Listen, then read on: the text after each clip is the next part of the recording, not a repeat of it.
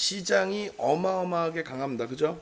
시장의 강세. 3월 달에 실질적으로 시장이 급락을 연출했을 때, 그때 이제 누구보다도 먼저 또 강하게 시장 전혀 문제 없습니다. 시장 문제 없으니까 4월 달에 빠르면 4월 달에 2,000포인트 넘기고 늦어도 6월에 2,000포인트를 넘길 겁니다. 그 이유에 대해서는 명확하게 말씀을 드려야 되잖아요. 시장을 뒤흔들 수 있는 그런 내용들이 뭐가 있어요? 전체 주식시장만 놓고 볼 것이 아니라 금융시장 전체를 놓고 보셔야 되는데, 금융시장 전체를 놓고 본다 했을 때 외환시장, 채권시장, 그리고 상품시장, 이 세 가지는 무조건적으로 보시는 게 맞고요. 그 다음에 조금 더 보고 싶다 하시면 뭐 부동산 시장 보셔도 되고, 당연히 금리는 봐야죠. 그렇게 해서 그 정도 기준점, 그리고 추가적으로 여기다 한번 써볼까요? 오늘 시황 간단하게 해드려야 될 부분들하고 여러분들의 시각을 어떻게 가지고 가야 될 부분이 있는지. 그렇게 해서 첫 번째 금리에 대한 내용, 금리, 그 다음에 뭐예요? 외환 시장, 그 다음에 채권, 또 외환 시장, 그 다음에 상품 시장, 그리고 뭐 부동산까지도 오늘은 살짝만 들여다볼까요? 그 다음에 또 뭐가 있을까요? CDS 프리미엄, CDS 프리미엄, 그리고 그 우리 박스넷 TV 쪽에 목차 있죠? 목차 한번 줘보세요. 그 종목만 목차가 있는 게 아니라 아마 분명히 시황 목차도 있을 거예요. 요즘은 뭐 시황 이렇게 말씀 잘 안 드리더라도 기존의 장이 안 좋을 때 금리 외환 채권 상품 부동산 이런 부분들을 짧게라도 가지고 나갔습니다. 그럼 금리 같은 경우에는 어떻게 된다? 가장 기본적으로 금리를 올린다 내린다 두 가지만 놓고 보시면 되겠죠. 인상 인하, 그 다음에 정점과 바닥. 독수리라서 이게 그냥 그 다음에 외환 시장에 있어서는 원화 가치의 훼손. 이렇게 쉬운 거를 윤정도한테 오늘 교육만 또 간단하게만 받으시면은 여러분들은 그냥 말 그대로 우리나라의 뭐 한국경제TV가 지금 시장 점유율 한 70% 이상 될 것 같아요. 한국경제TV에 나오고 있는 전문가들보다도 여러분들이 낫습니다. 한국경제TV에 한 5명 정도가 저희 회사 연구원 출신인데 제대로 안 배우고 마케팅만 배우고 나왔거든요. 이렇게 돼 있고, 그 다음에 현재 최근의 기준에서는 이제 엔화 가치 강세 요 부분, 달러 인덱스를 놓고 보셔도 되겠고요. 채권 시장의 안정화, 장단기물에 대해서도 얘기를 하지만 뭐 더 깊이 있게 들여다보실 필요는 없고, 상품 시장 가장 최근의 화두가 원유, 유가의 흐름, 요 부분. 그다음 뭐 부동산이야 그냥 뭐 폭락인가 정도, 가격, 가치. 그다음 CDS 프리미엄, 말도 안 되는.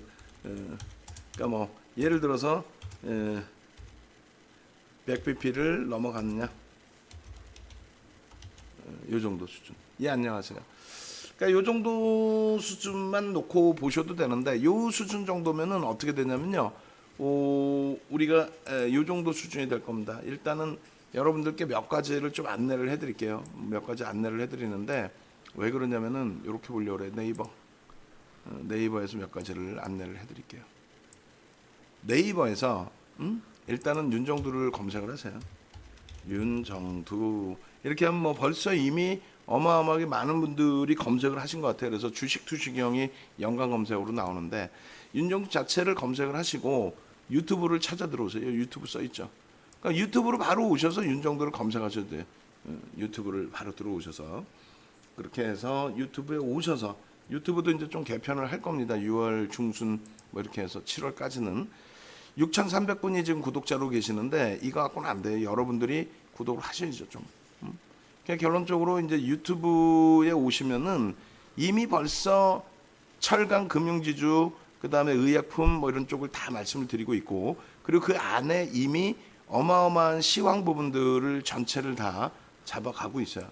그래서 일단은 그 유튜브 쪽에 오시면은 요 라인들 이제 시황 부분들 이런 게 쭉 있는데 일단 업종의 기준에서도 좀 놓고 말씀을 드리죠. 철강, 뭐 금융 지주부터 IT부터가 되겠네요. 죄송합니다. IT. 그다음에 금융 지주 그리고 금융이라고 할게요. 금융주. 그다음에 조선 화두가 된 그리고 요 앞에 철강을 갖다 넣겠습니다.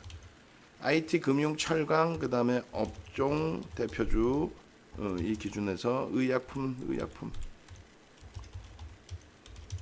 이렇게 해서 업종 대표주까지 들여다볼게요. 네이버 뭐 이런 식으로 오늘 뭐 할 게 좀 많아지네요. 예, 안녕하세요.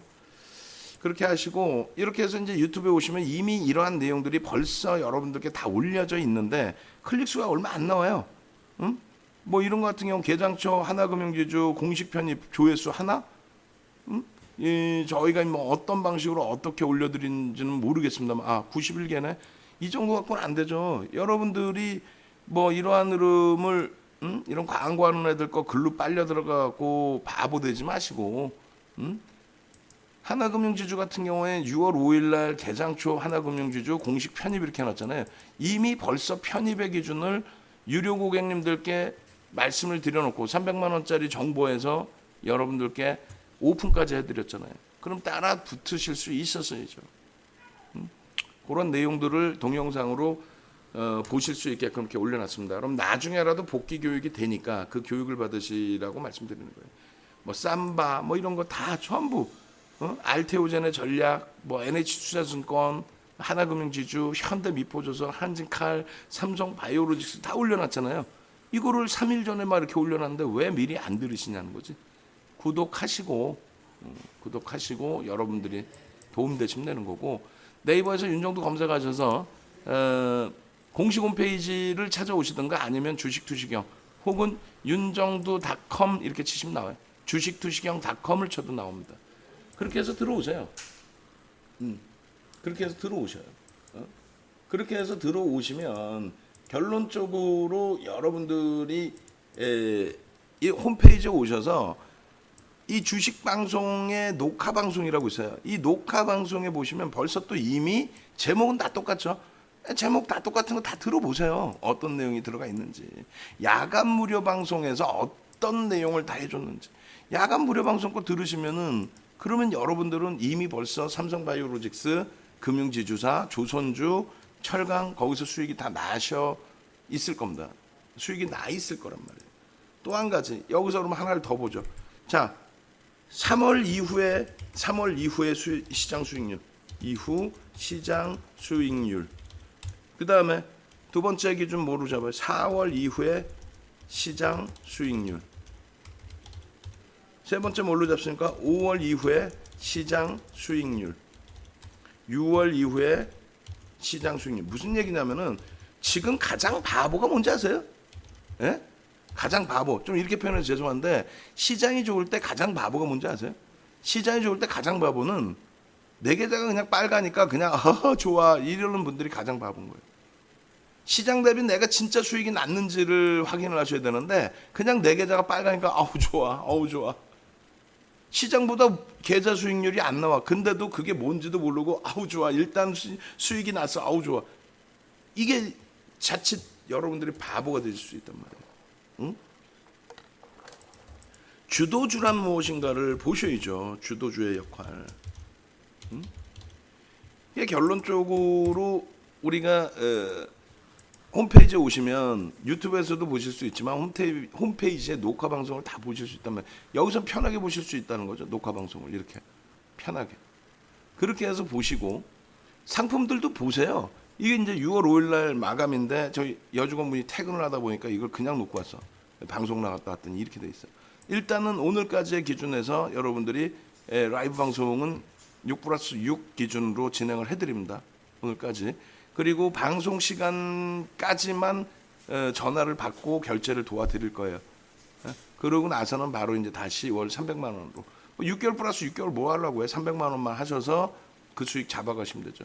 교육받고 수익 내서 한옥가보다 밑에서 사고 한옥가보다 위에서만 팔아도 이 금액은 다 뽑혀요. 그리고 중요한 부분은 문자반 오픈했는데 문자반을 위한 카톡방이 있어요. 근데 거기서 이제 막 매매 사인 주고 그런 개념이 아닙니다. 좀 이따 이제 문자 보여드리겠습니다만 문자대로만 대처를 하시면 돼요. 문자대로만. 그리고 이번 주 이제 원래 금요일까지 마감인데 이것도 아직 오픈을 더 해드렸는데 요 교육 강의 꼭 들으세요. 왜 지금 이제 오늘 말씀드릴 내용이 예를 들면은 요거 있어요. 두 번째 강의 상따 매직 시그널. 매직 시그널 강의가 9시간짜리입니다. 9시간짜리 강의인데 이 9시간짜리 강의를 구매를 하시면 지금 이제 88만 원에 9시간 강의를 드리고 있어요. 9시간 강의를 구매를 하시면 문자를 1개월 드려요. 그리고 VOD도 드립니다. VOD도 드리고 교재도 드리고 한 달간 문자도 드리고 이것만 끝내면 1, 2, 3, 4탄, 5탄까지 있는데 이것만 끝나면 어느 것을 들으셔도 일단 시장에서 여러분들이 1등 전문가가 돼요. 거짓말 하나 못하고. 그리고 매매 스스로 다 하실 수 있고. 그렇게 해서 여러분들 계좌에 실질 수익을 내실 수가 있는데 이 상따 매직 시그널 이걸 말씀드리는 이유 중에 하나가 오늘 설명해드릴 고전을 통한 숨결 완벽하게 이해하기 시장 주도주 완전히 따라잡기 요 기준이 들어가 있어요. 무슨 얘기냐면 요 앞부분에 시황 있죠.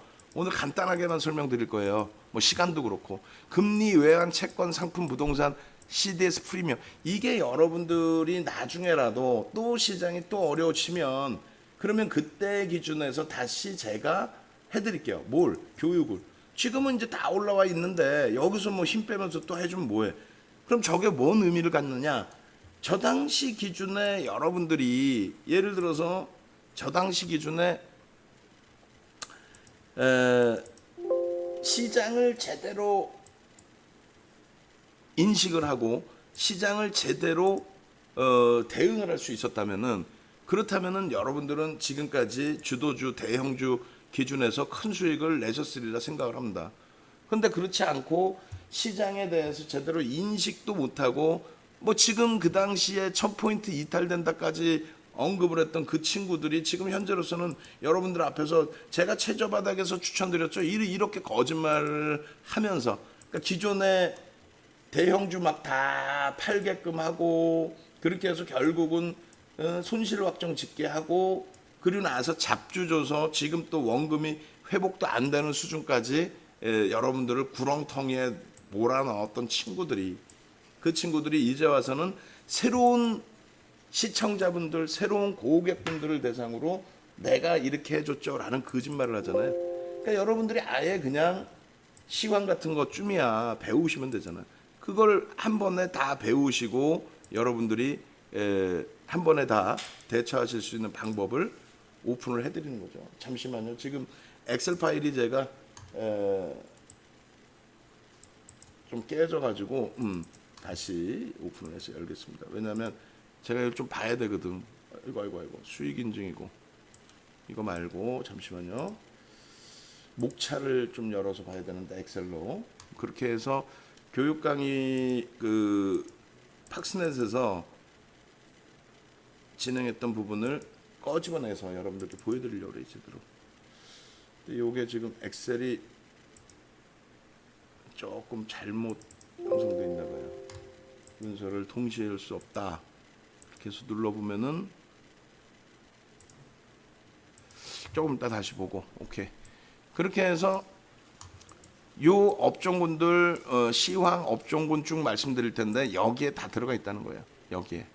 그거만 아셔도 주도주들 뺏기지 않고 수익들 내실 수 있었고. 근데 오늘 이제 특별하게 해드리는 거는 6+6 오늘 이제 마지막 진행을 해드리는데 6+6을 결제를 하시는 분들께는 요 세트 45시간입니다. 총 5강의 세트를 오늘 6+6 결제하신 분들께는 다 드리고 요거를 다 드리고 그다음에 요거만 내가 구매를 해서 좀 듣고 싶은데 한꺼번에 세트를 다 못 듣겠다 하시면 이제 88만 원에 문자가 나가잖아요. 그리고 나는 좀 문자반에서 공부를 하면서 좀 문자를 받고 싶다 하시는 분들은 1+1으로 요 부분은 이제 월요일부터는 바꿉니다. 그리고 오늘 1+1을 하시는 분들 기준에서는 어떻게 VOD 1, 2, 3, 4탄, 5탄 중에서 원하시는 강의를 하나를 드릴 거예요. 그렇게 해서 공부하시고 수익 내시고 이 좋은 장에 대처하시기 바랍니다. 아시겠죠? 자, 보겠습니다. 그러면 하나하나 볼 텐데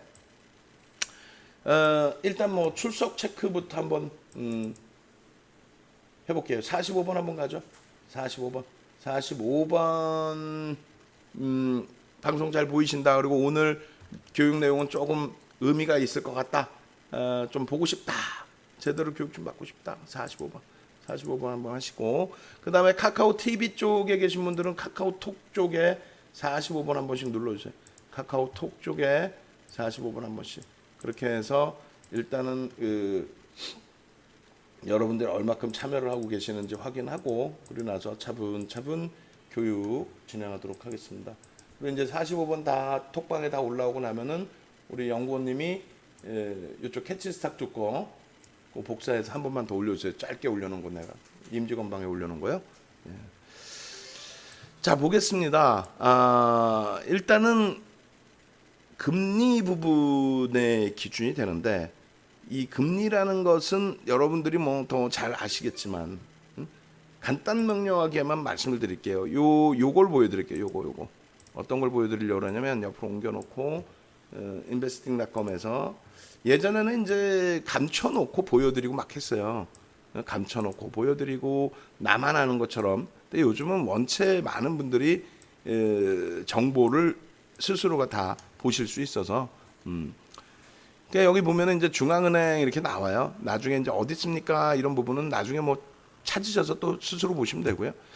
이렇게 보시면 이제 우리나라부터 해서 쭉 있는데, 자, 보세요. 금리의 그 기준점이 바닥금리냐 아니냐를 지금 현재 기준으로 따져보시면 되는데, 브릭스 시장 이제 막 성장을 가져가는 이런 쪽은 의미가 없죠. 사실상 우리 예전이랑 똑같이 고금리에 형성돼 있지만, 이것도 자기들의 기준으로 놓고 보면 고금리도 아니고요.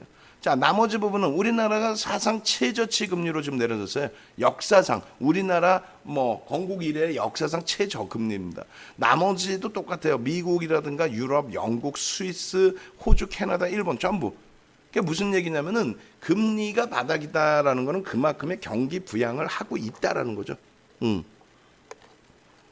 지금의 기준에서는 금리를 부정적으로 해석할 이유 자체가 없어요. FED 쪽을 먼저 놓고 봅니다. 간단하게 단순하게만 좀 말씀을 드릴 거예요. 어떤 식으로 말씀을 드릴 거냐면은, 자, 이렇게 2000년대 들어서면서의 흐름으로 보여드립니다. 그렇게 해서 2000년대 이제 들어서면서 IT 거품이 붕괴가 되고, 그죠? IT 거품이 붕괴가 되는 저 시점 언제요? 2001년도 5월 16일. 조금 더 옆으로 조금 더 당겨 놓을까요? 자, 요 시점이 2016년도 5월 뭐 이렇게 된단 말이에요. 2001년도 잠시만요. 명확히 좀 더 당겨서 보여드릴 건데, 왜 그러냐면은 명확하게 이제 여러분들이 그 기준점을 좀 보실 수 있어야 돼요. 요게 수치로도 나오는데 저기까지 나오나 모르겠네. 일단 어찌 됐건 2001년 여기가 1월 6% 금리고요. 그죠? 3월도 6% 금리. 2000년 3월. 그다음에 2000년 5월이 6.5죠. 무슨 얘기예요? 2000년 5월 16일 6.5에서 2001년 1월 3일 6.0으로 50bp를 급격히 내립니다. 이해되세요? 2001년 1월 3일 날 50bp를 내린다는 거예요. 최고점의 금리에서.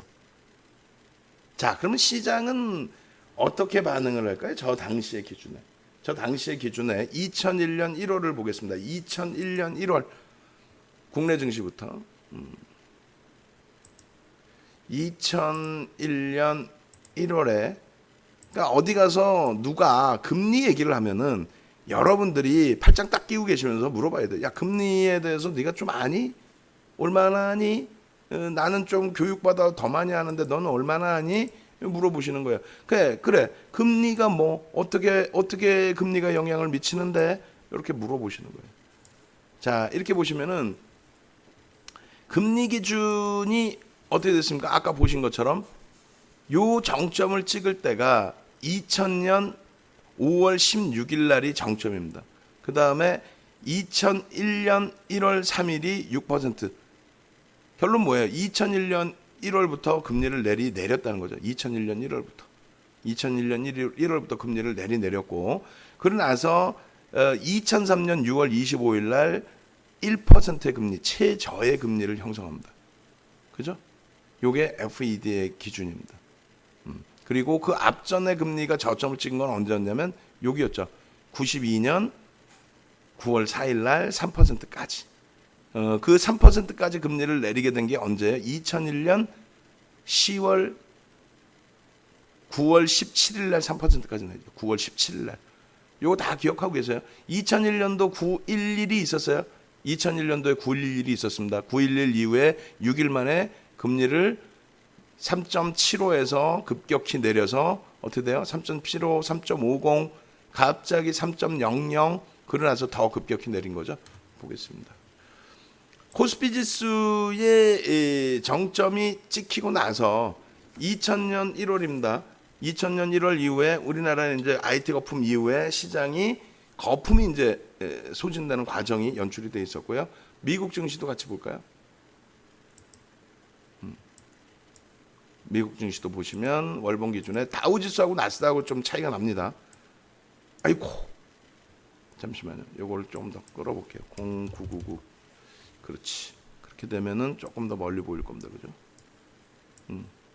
이렇게 돼 있고, 미국의 금리를 내리기 전까지는 급격하게 조정이 나온다라는 인식은 안 갖고 있죠. 급격히 조정을 받는다라는 인식은 없어요. 우리나라하고는 좀 다릅니다. 그죠? 미국의 금리의 기준이니까.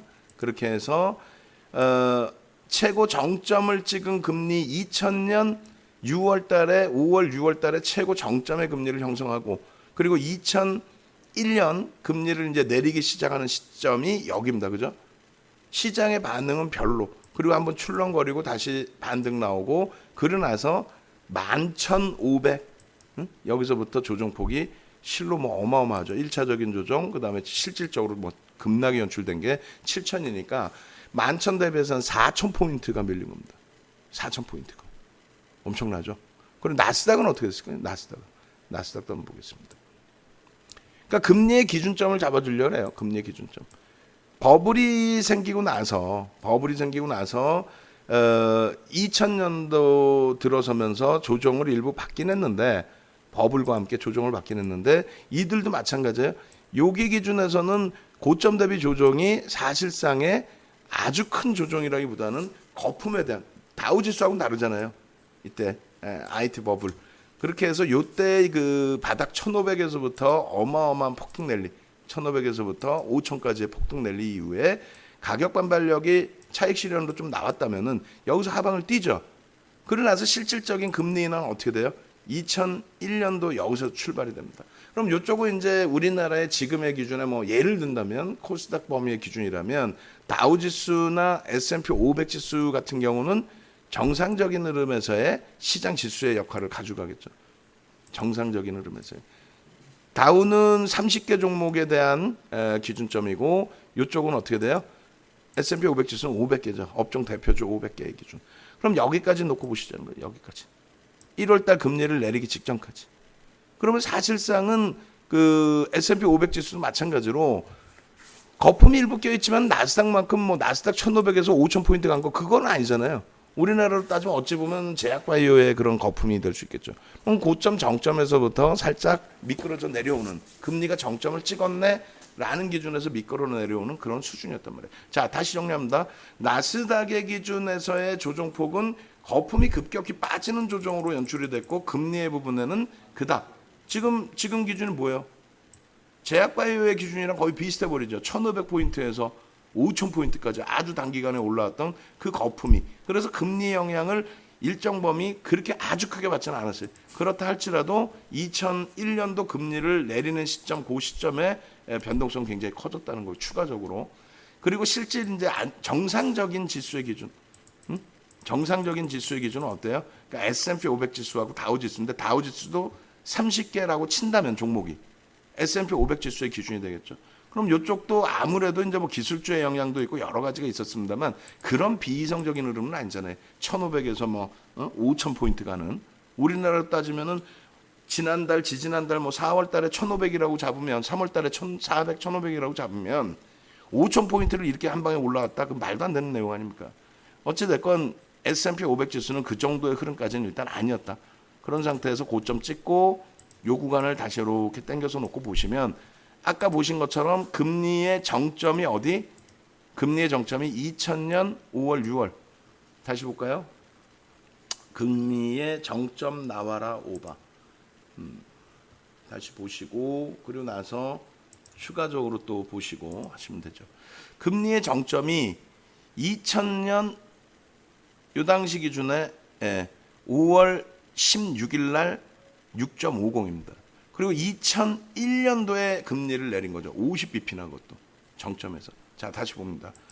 6월 달에 5월 달에 기준에 2000년 5월 달에 기준에 요 정도의 위치였단 말이에요.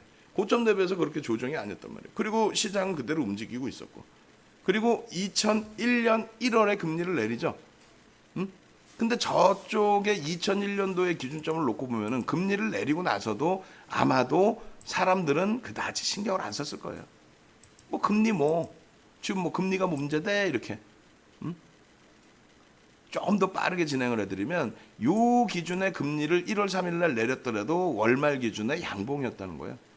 근데 여기서부터 무너져 내린 거는 실로 어마어마하죠. 여기까지. 2000년도까지. 무슨 얘기냐면 금리는 시장에 선행합니다. 금리는 시장에 선행을 해요. 특히 2000년 이후의 금리는 잘 들으셔야 돼요. 2000년 이후의 금리는 그 이전까지는 또 명확하게 여러분들이 들여다보고 따질 필요가 없어요. 또 금리와 시장의 연관관계가 또 틀려요. 주식시장 기준에서는. 근데 2000년 이후에 보시면 금리가 여기서 최고점이었잖아요. 여기서 5월 달에 2000년 5월에. 그리고 2000년 1월에 금리 내릴 때까지 시장에 큰 변동이 있어요? 솔직히 없죠. 있어요, 없어요? 없잖아요. 그러고 나서 1월 3일 날 금리를 내렸단 말이야. 그러고 나서 1월 3일 종가 대비해서 1400포인트에 육박하는 이 종가 대비해서 거의 뭐 반토막까지 밀려버리죠. 금리를 내리면 뭐다? 경기를 부양하는 거다. 금리를 내리면 뭐다? 경기가 정점에 달했던 거다. 금리를 내리면 뭐다? 도망 나가야 된다라는 기준이 되는 거예요. 정확하게 2001년 1월 3일부터 내린 거죠. 이때 마지막 올린 게 5월 16일이고 그 다음에 첫 금리 인하가 1월 3일입니다. 금리를 내리는 순간 딱 이렇게 돼야 되는 거예요. 야, 유가가 빠졌어. 야, 유가가 폭락했어. 야, 유가가 마이너스야. 근데 엉엉엉 울었잖아. 한국경제TV 전문가들 나와서 엉엉엉엉 이렇게 울었잖아요. 왜 우니? 그러니까 유가가 빠져요.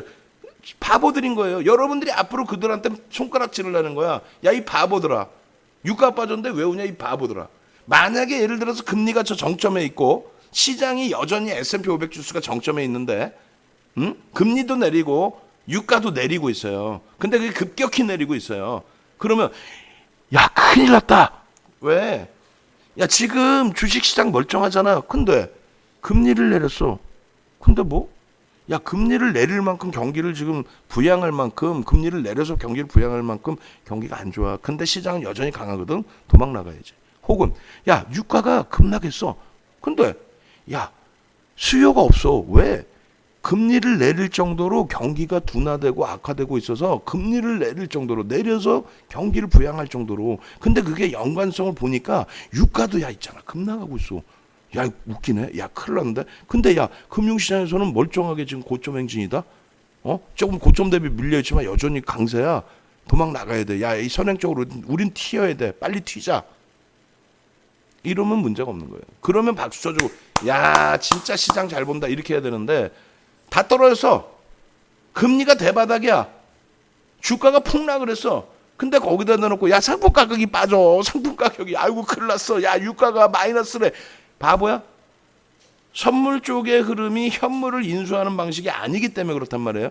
인수를 해야 되는데 아우 나 인수 안 할래. 그러다 보니까 그 부분에 대해서 착시 현상이 나는 거죠.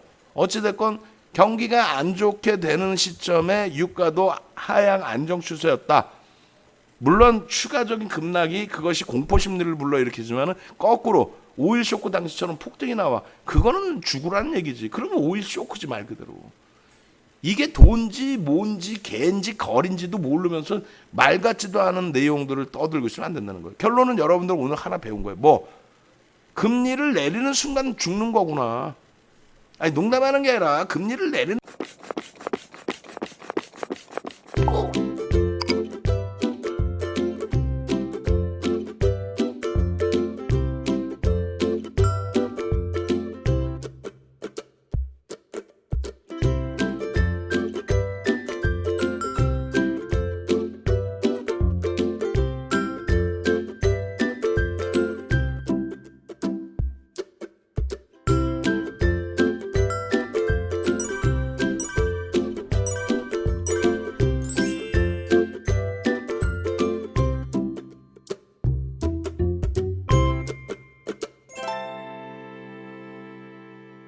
순간 죽는 거예요.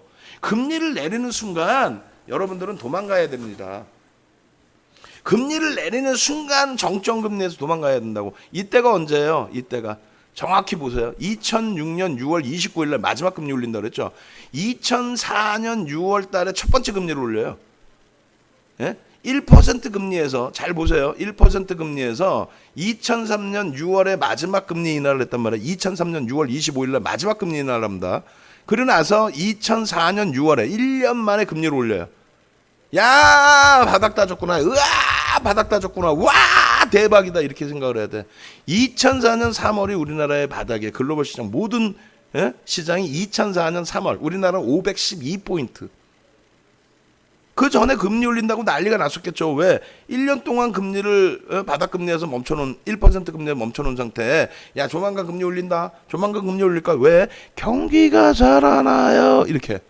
그럼 금리가 올려지는 순간 박수치고 좋아하고 와 끝내준다고 우리나라 512포인트에서 다이렉트로 2000포인트 가죠. 뭐 물론 512에서 900포인트 중반 찍었다가 700까지 밀리고 다시 갔지만 어찌됐건 다이렉트로 2000 넘기잖아요. 그럼 뭐야? 2015년도에 기억도 안 나시죠? 2015년도에 윤정도는 2013년부터 출구 전략합니다. 더 이상 자산 매입 안 합니다. 자산 매입하면서 유동성 풀지 않습니다. 자산 매입 안 하고 매입한 자산을 오히려 매각을 할 겁니다. 뭐 이런 식으로. 그리고 실질적으로 금리를 올립니다. 언제? 2015년 내내. 야, 지표가 좋아지고 있어요. 금리 올립니다. 언제 올려요? 2015년 내에는 올릴 겁니다. 그래 결국은 2015년 12월에 올리죠. 그래 뭐라 그랬어요? 윤정도가 악을 쓰면서. 그 불확실성이 해소됐기 때문에 금리 인상이 얘기가 나온 이 시점에서는 아주 공격적인 매수가 들어가야 됩니다 했더니 모든 방송에서 뭐라 그래요? 이 바보 같은 친구들이. 금리 인상에 대한 불안감. 아니 금리 인상에 대한 불안감이라는 게 어디 있어? 지표가 좋게 나오면은 지표 좋게 나온 날 지수가 오르는 날도 있고 떨어지는 날도 있을 거 아니에요? 오르는 날은 많이 있어. 그러다가 지표가 좋게 나왔는데 떨어지는 날이 있어요. 가끔. 그럼 그때 돼서 시장의 조정은 금리 인상에 대한 우려감 때문에 조정을 받았대. 그게 말이 되는 얘기예요. 어디 말 같지도 않은 그런 내용을 그 내용에 흔들린다는 얘기예요. 다 필요 없이 다시 결정을 냅니다. 금리를 내리면 어떻게 된다? 금리를 내리면 도망가는 거다. 아이고 이 죽었다. 이 죽을 수 있다. 도망가는 거예요. 정점의 금리에서. 두 번째 2007년도에도 마찬가지예요. 똑같이 보여드릴게요. 2007년도 언제 금리를 내립니까? 9월에 내립니다. 9월에. 6월 29일 날 2006년 6월 29일 날 5.25까지 마지막 금리 인상 17번째 금리 인상입니다. 여러분들이 왜 한국경제TV 전문가보다 여러분들이 더 뛰어나시다라고 말씀드리냐면은 윤정도랑 같이 있기 때문에 그래요. FOMC 회의가 금리 정책을 담당하는 미국의 FOMC 회의가 1년에 몇 차례 열린지 출석 체크 한번 또 해볼까? 그거 알면은 여러분들이 와우에 있는 그 친구들보다 월등히 뛰어나신 거예요. 오늘 답을 알려드릴 테니까. 자, FOMC 회의가 1년에 몇 번 열려요? 아시는 분들 그냥 쭉 써주세요. 틀려도 되니까. 뭐 10번 열린다, 12번 열린다, 뭐 12. 뭐 10번 열린다, 10. 8번 열린다 8, 뭐 7번 열린다 7. FOMC가 1년에 몇 번 열려? 영규님 자꾸 장난치면 엉덩이 진짜 빠딱 때릴 거야. 6이라고 쓰고 있어. 딱 걸렸어. FOMC 회의가 몇 번 열립니까? 이거 네이버에만 뒤져도 나오거든요. 그죠? 네이버 뒤지면 내년 일정까지 나와요. 네이버 뒤지면. 근데 방송국에 있는 전문가라는 녀석들이 나와서 윤정도 똑같은 친구야. 나와서 FOMC 회의가 몇 번 열리는지도 몰라요. 카카오 TV 쪽 보시는 분들도 지금 오늘 카카오 TV 일요일이라서 그런지 접속 인원이 좀 있으시단 말이에요. 눌러주세요. 스스로가 능동적으로 제발. 카카오 TV 쪽이 또 인원이 좀 적네 오늘은. 왜 그래? 어찌됐건 지금 보통 때 같으면 100분이 넘어야 되는데 63분 들어와 계시는데 채팅방에 눌러주세요. 눌러주시고 쭉 넘어가면은 우리 성연구원이 좀 미안하지만 한 번 더 카카오 TV 쪽 링크 주소만 바꿔가지고 한 번 더 올려주세요. 그렇게 해서 정답은 뭐 정답이라 봐야 뭐 8번 8번. 예? 8번 그 회의가 열립니다. 그러니까 대략 45일에 한 번씩 열리고 이건 뭐 아무것도 아닌 거예요, 내용이. 아니 그냥 네이버에 FOMC 회의 이렇게 치면은 1년에 8번 열립니다. 지식 검색에서도 나오고 일정까지 내년 일정까지 나와. 근데 그조차도 모르고 방송 나와서 FOMC 회의가 요따고 얘기하고 금리가요 요따고 얘기하고 2000년대에 언제 금리가 올려졌는지 언제 바닥금리인지 왜 그 금리에선 시장 가격 반발력이 나온지 아무것도 모르면서 그럼 오늘 여러분들 배우시면 완벽해지는 거죠. 너무 깊게 안 들어가고 여러 개 해야 되니까 짧게 해드릴게요. 자, 금리가 정점에서 미끄러지면 어떻게 된다? 아까 시장 봤더니 그 다음에 막 박살나는구나. 왜? 멈춰있던 금리가 방향성이 왔다 갔다 하지 않아요. 멈춰있던 금리를 내린다는 자체가 시장을 부양해야 되는 그런 상황이 됐구나. 그러니까 이것이 급격히 돌려지지 않으면 시장은 점진적으로 그 부양책과 함께 밀릴 수밖에 없구나.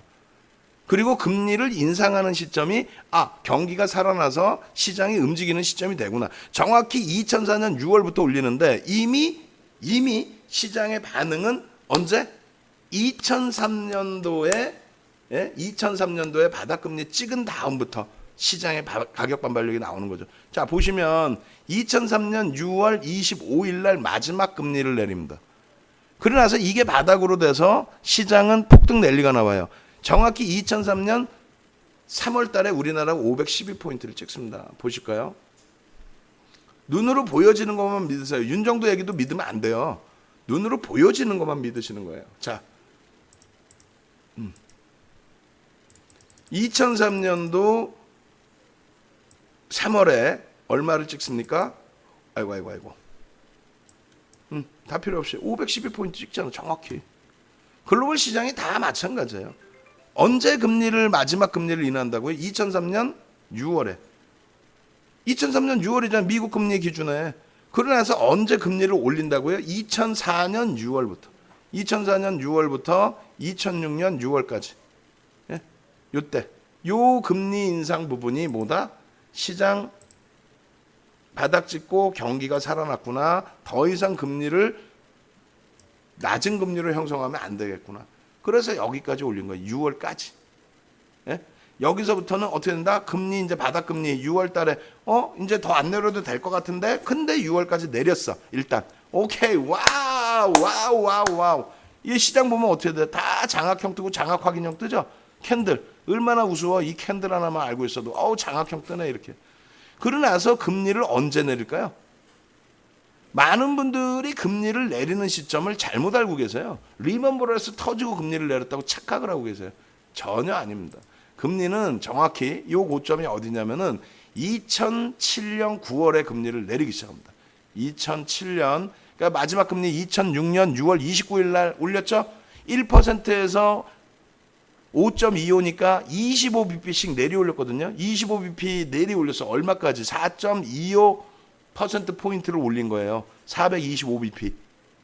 100bp에서 425bp를 올려서 525bp. 그러니까 1%에서 0.25씩 계속 올려서 5.25까지 갔다고. 그게 17번 올린 거예요. 그럼 1년에 8번 열리니까 1년 다 올리고 2년 다 올리고 3년 차 첫 번째 개월에서 올린 거예요. 한 번도 안 쉬고 올렸어요. 거짓말 아니야. 한 번도 안 쉬고. 그 자체를 기억하는 사람 자체가 없을 거야. 우리나라에. 방송 나오는 친구들 중에서는. 그러고 나서 내리는 거 딱 옆에 보시면 2007년 9월입니다. 2007년 9월. 자, 조금만 옆으로 와봐라. 2007년 9월. 그죠? 정확하죠? 2007년 9월에 50bp를 내려버립니다. 한 방에. 그럼 뭐예요? 야, 큰일 났어. 왜? 야, 올해 연초에 서프라임 얘기 나왔잖아. 근데 서프라임 얘기 나오고 금리 내렸다니까 지금. 왜 금리 내렸어? 야, 이거 경기를 그럼 부양해야 된다는 얘기네. 야, 경기가 박살난 거. 야, 빨리 튀어. 그리고 튀어야 되는 거예요. 응? 다시 보실까요? 우리나라는 11월까지 갑니다. 예? 우리나라는 다른 나라는 10월에 정점을 찍는데 우리나라는 9월에 금리 찍었잖아요. 9월에 금리를 인하했잖아요. 근데 우리나라는 고점을 11월까지 찍어버려요. 10월 달에 남북 정상회담이 있었어요. 2차. 예? 잘 생각하세요, 여러분들. 맨날 내가 얘기해 주잖아. 뭐 경협주? 좀 뭘 알고 얘기해야지. 2000년 6월이 1차 정상회담이에요. 예? 정상회담이 시장에 미치는 영향이 없다니까. 뭔 이상한 생각들을 하고 계셔. 2007년도 10월 2일 날 고 노무현 대통령과 김정일 국방장관, 국방위원장? 우리 주식이 왜 아무것도 모르니까. 그때 인위적인 포스코의 주가 흐름을 땡겨놓은 거예요. 그리고 이때 당시에 뭐 경협주라고 하는 그 종목군들과 이때 당시 종목군들 다 틀려요. 또 2018년도 4월 달에 경협주라는 것이 불거진 거죠. 시장의 영향 아예 없어요. 시장의 영향은. 시장에 오히려 눌려 있다 보니까 거기에 테마주가 형성이 된 거고 딱 한 달 정도 비이성적인 흐름 나왔다가 어려워졌던 거죠. 어찌됐건 그거는 이제 뭐 경협주는 나중에 기회 되면은 자세하게 경협주가 어떤 건지에 대해서 설명을 드릴 거고 오늘은 뭐 그거에 대해서 자세히 설명하는 게 아니라 시장입니다. 그럼 미국장의 흐름도 미국 쪽의 흐름도 보셔야 될 거 아니에요. 자, 미국 쪽의 흐름 보겠습니다. 자, 해외 지수의 기준에서 정확하게 글로벌 시장이 10월에 고점을 찍어요. 10월에 고점을 찍고 그러고 나서 미끄러지기 시작합니다. 10월에 고점을 찍고 2007년 10월이죠. 근데 분명히 금리는 9월에 내렸단 말이야. 근데 10월에 고점을 탁 찍어. 그러더니 시장은 내리 죽습니다. 근데 2008년도에 또 무슨 일이 불거지냐면 2008년도에 무슨 일이 불거져요? 여러분들이 아는 리먼이 터지는 게 아니라 미국의 5대 IB 투자은행이 뭐냐면은 5위가 베어스턴스입니다. 4위가 리먼 브러더스인 거예요. 3위가 메릴린치, 그다음에 2위가 모건 스탠리, 그리고 골드만삭스, 모건 스탠리 뭐 이런 순위란 말이에요. 5위 베어스턴스가 파산이 됩니다. 없어져 버려요. 리먼 브러더스도 파산이 되죠. 3위인 메릴린치는 뱅크 오브 아메리카의 피인수됩니다. 나머지 모건 스탠리와 골드만삭스는 살아남은 거죠. 어찌됐건 그 파산, 5위, 4위가 파산되고 3위가 매각이 되는 그런 흐름이 연출이 된단 말이에요. 그럼 서프라임이 뭐였길래 그러냐라고 한다면 간단히 설명드리면 90년대부터 형성됐었던 파생이라는 것에 대한 상품, 레버리지 상품이죠. 그 파생 상품에 대해서 전 세계 GDP의 몇 배, 10배가 넘는 수준을 파생으로 끌어올린 거예요. 10배가 넘는 수준을 파생으로. 그렇게 해서 10배가 넘는 수준을 파생으로 시장 형성을 가져가다 보니까 결론적으로는 어떻게 돼요? 결론적으로는 그냥 그 거품이 무너져 내리면서 전 세계에 어마어마한 충격을 주게 된 거죠. 전 세계에 어마어마한 충격을. 결론적으로는 그 충격파를 시장이 이겨내지 못하고 그 거품이 무너져 내린 겁니다. 그게 이제 리먼 브러더스의 흐름이라고 설명이 되는데 실질적으로는 리먼 브러더스의 문제가 아니라 파생 시장의 붕괴가 문제가 된 거다. 그것이 어디에서부터 골마 터졌냐? 여러 상품이 있는데 그 중에서 어떤 거? 주택담보대출에서 먼저 터져버린 거죠. 그래서 2007년도에 주택담보대출 모기지론에 대해서 터져 나왔는데 시장은 아랑곳하지 않았어요. 그리고 실질적으로 움직이지도 않았어요. 윤정도도 뭐 악재라고 인식을 안 했어요. 그러던 것이 금리를 인하를 해. 언제? 2007년 9월에 금리를 인하해. 인하하는 순간 이건 죽었다. 이건 도망쳐야 된다. 농담하는 게 아니라 그렇게 해서 도망쳐 나오는 게 맞았다라는 거고요. 그것이 시장의 최정점이 됐다라는 거고요. 그러고 나서 시장이 무너져 내리고 바닥을 찍는 게 그럼 다시 언제로 됩니까? 2009년 3월로 되는데 금리는 그 이전에 바닥을 찍어요. 근데 이 당시는 달라져. 그럼 여기서 이제 금리 마무리를 집니다. 어떻게 마무리를 지어드리냐면 이렇게. 자, 첫 번째 금리의 기준에서 정점을 찍었다. 2000년 5월에 정점을 찍습니다. 그때까지는 시장이 계속 고점 랠리야. 그러고 나서 금리 동결이 나오겠죠. 동결이 나오는 시점까지 계속 시장은 랠리 내지는 거기서 맴돌고 있어요. 그리고 금리를 딱 내리는 저 시점이 얼마? 언제? 2001년 1월 3일이라는 거예요. 응? 아니 공부들 요 정도는 하실 수 있잖아. 이 정도 공부도 못해. 몇 개 외우는 것도 없는데. 자, 외우는 게 뭐예요? 야, 대략, 그래, 대략 외워. 야, 2000년 5월인가 6월에 최고점 금리 내더라. 그러고 나서 금리 내린 게 2001년 1월이더라. 그게 뭐냐? IT 버블이 해소되는 거. 근데 IT 버블 했는데 알고 보니까, 들여다보니까 실질적으로는 나스닥의 거품이 심했던 거지. 우리나라 제약바이오처럼. 나머지 부분에 있어서는 뭐 그렇게까지 심한 건 아니었더라. 어찌됐건 거기서 버블이 깨지고 조정이 나오고. 그러고 나서 그 다음 범위의 고점의 기준은 어떻게 됐다? 2006년 6월 달에 금리를 마지막 인상을 하더라. 5.25%포인트다. 근데 거기에서 금리를 내린 게 2007년 9월이다. 남들이 알고 있는 2008년 리먼 사태가 아닌 2007년 9월이다. 예? 그렇게 해서 거기서부터 10월에 바닥 찍고 10월에 고점 찍고 시장 붕괴. 그리고 이때도 마찬가지로 1월달 시장 금리 인하할 때 고공행진을 하고 있던 시장의 붕괴. 그렇게 돼서 이때 당시에도 거의 50% 가까운 40%대 시장 조정이 나온 거고, 그리고 요 기준에서도 마찬가지로 시장은 폭락이 난 거죠. 다우 14,000에서 뭐 7,000까지 50%의 조정. 그럼 시장은 바닥을 어디서 찍느냐의 기준이 다음번엔 중요하죠. 바닥은 어디서 찍고 시장의 랠리는 어디서 나오는지. 그 기준은 첫 번째, 이전의 바닥 금리가 이때는 3%였단 말이에요. 이때는. 그러면 3%의 바닥 금리를 찍으면 시장이 돌려지느냐? 거의 돌려진다고 보는 게 맞습니다. 거의 돌려진다고 보는 게 맞아요. 다만 그 정도 수준, 앞전의 저점 수준까지가 아닌 그 이상의 수준. 무슨 얘기냐면 9.11 테러가 이때 터집니다. 9.11 테러가 터지기 직전에 금리 3.50, 그죠? 2001년 9.11 아니에요. 3.50. 그 다음에 9월 17일 날 3.00이죠. 어떻게 돼요? 앞전에 바닥금리까지 딱 내려놓는단 말이에요. 9월 17일 날. 미국은 어떻게 됩니까? 유럽이나 미국장은 그때 열리지가 않았어요. 9.11 테러 이후에. 유럽이나 우리나라만 일본 막 그냥 전 세계 초토화됐죠. 근데 금리를 급격히 내립니다. 이게 뭐예요? 경기 부양이라는 거예요. 경기 부양. 정점에서의 경기 부양의 속도가 아닌 더 가파른. 이거는 진짜 다 죽으면 안 되니까 경기를 부양해서라도 경기를 살리자. 그냥 막 내리죠. 에? 지금 그 전에 3.50에서 8월 달에 이 정도도 많이 내린 걸 텐데 9.11 터지자마자 3.00, 그 다음 터지자마자 그냥 바로 두 달 만에 2.50 막 1%씩 내려버린 거잖아요. 두 달 만에. 그렇게 되면서 1% 금리까지 치고 내려버립니다. 그러다 보니 시장은 그것을 정점으로 돌려질 수 있는, 그게 인위적이 됐든 시장 가격 반발력이 됐든 뭐가 됐든 시장은 어떻게 됩니까? 2001년 9.11 테러 이후에 9.11 테러 이후에 가격 반발력, 다우지수의 흐름에서도 마찬가지로. 글로벌 시장은 어떻게 됐어요? 실질적으로는 글로벌 시장의 흐름은 9.11 테러 나오자마자 아주 그냥 난리가 났었죠. 우리나라 한번 볼까요? 유럽도 마찬가지로 삼성전자가 막 내리 하한가를 갈 테니까.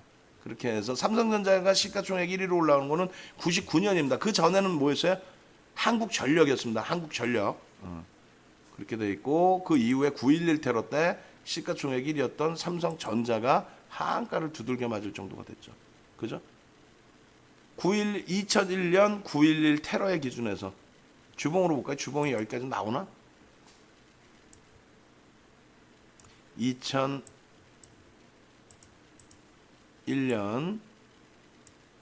어떻게 돼요? 9.11 테러 터지고 이때 당시에 마이너스 14%까지 내려버립니다. 시가가 547에서 저가가 472, 마이너스 14.79 주봉 단위에 어마어마하죠. 근데 이러던 것이 금리를 9월 17일 날 미국에서 기습금리 인하, 원래 예상치 않던 그 금리의 인하, 그렇게 되면서 사상 최저치 금리까지 내리죠. 그러고 나서 바닥만 찍었지 돌린 게 아니잖아요. 10월 달에 어떻게 돼요? 금리 더 내릴 것이다. 금리를 계속 내리죠. 계속. 어떻게 내려요? 사상 최저치의 금리로 내립니다. 그게 뭐가 됐어요? 경기 부양책이 됐어요. 다만 이거를 실질적으로 따질 때는 좋은 건 아니에요. 금리를 막 내리는 게 좋은 건 아니죠. 왜? 부메랑이 돼서 돌아온단 말이에요. 거품이 생긴다고 나중에는. 응? 주사를 계속 놔준다고 좋아지는 게 아니야. 그럼 자 보세요. 첫 번째, 금리를 압정금리를 형성시키는 지점, 거기서는 시장에 엄청난 반등이 아니잖아요. 14% 밀리고 바닥 잡고 이제 돌릴까 말까 하고 있는 수준이고, 추가적으로 단계별로 금리를 계속 내리죠.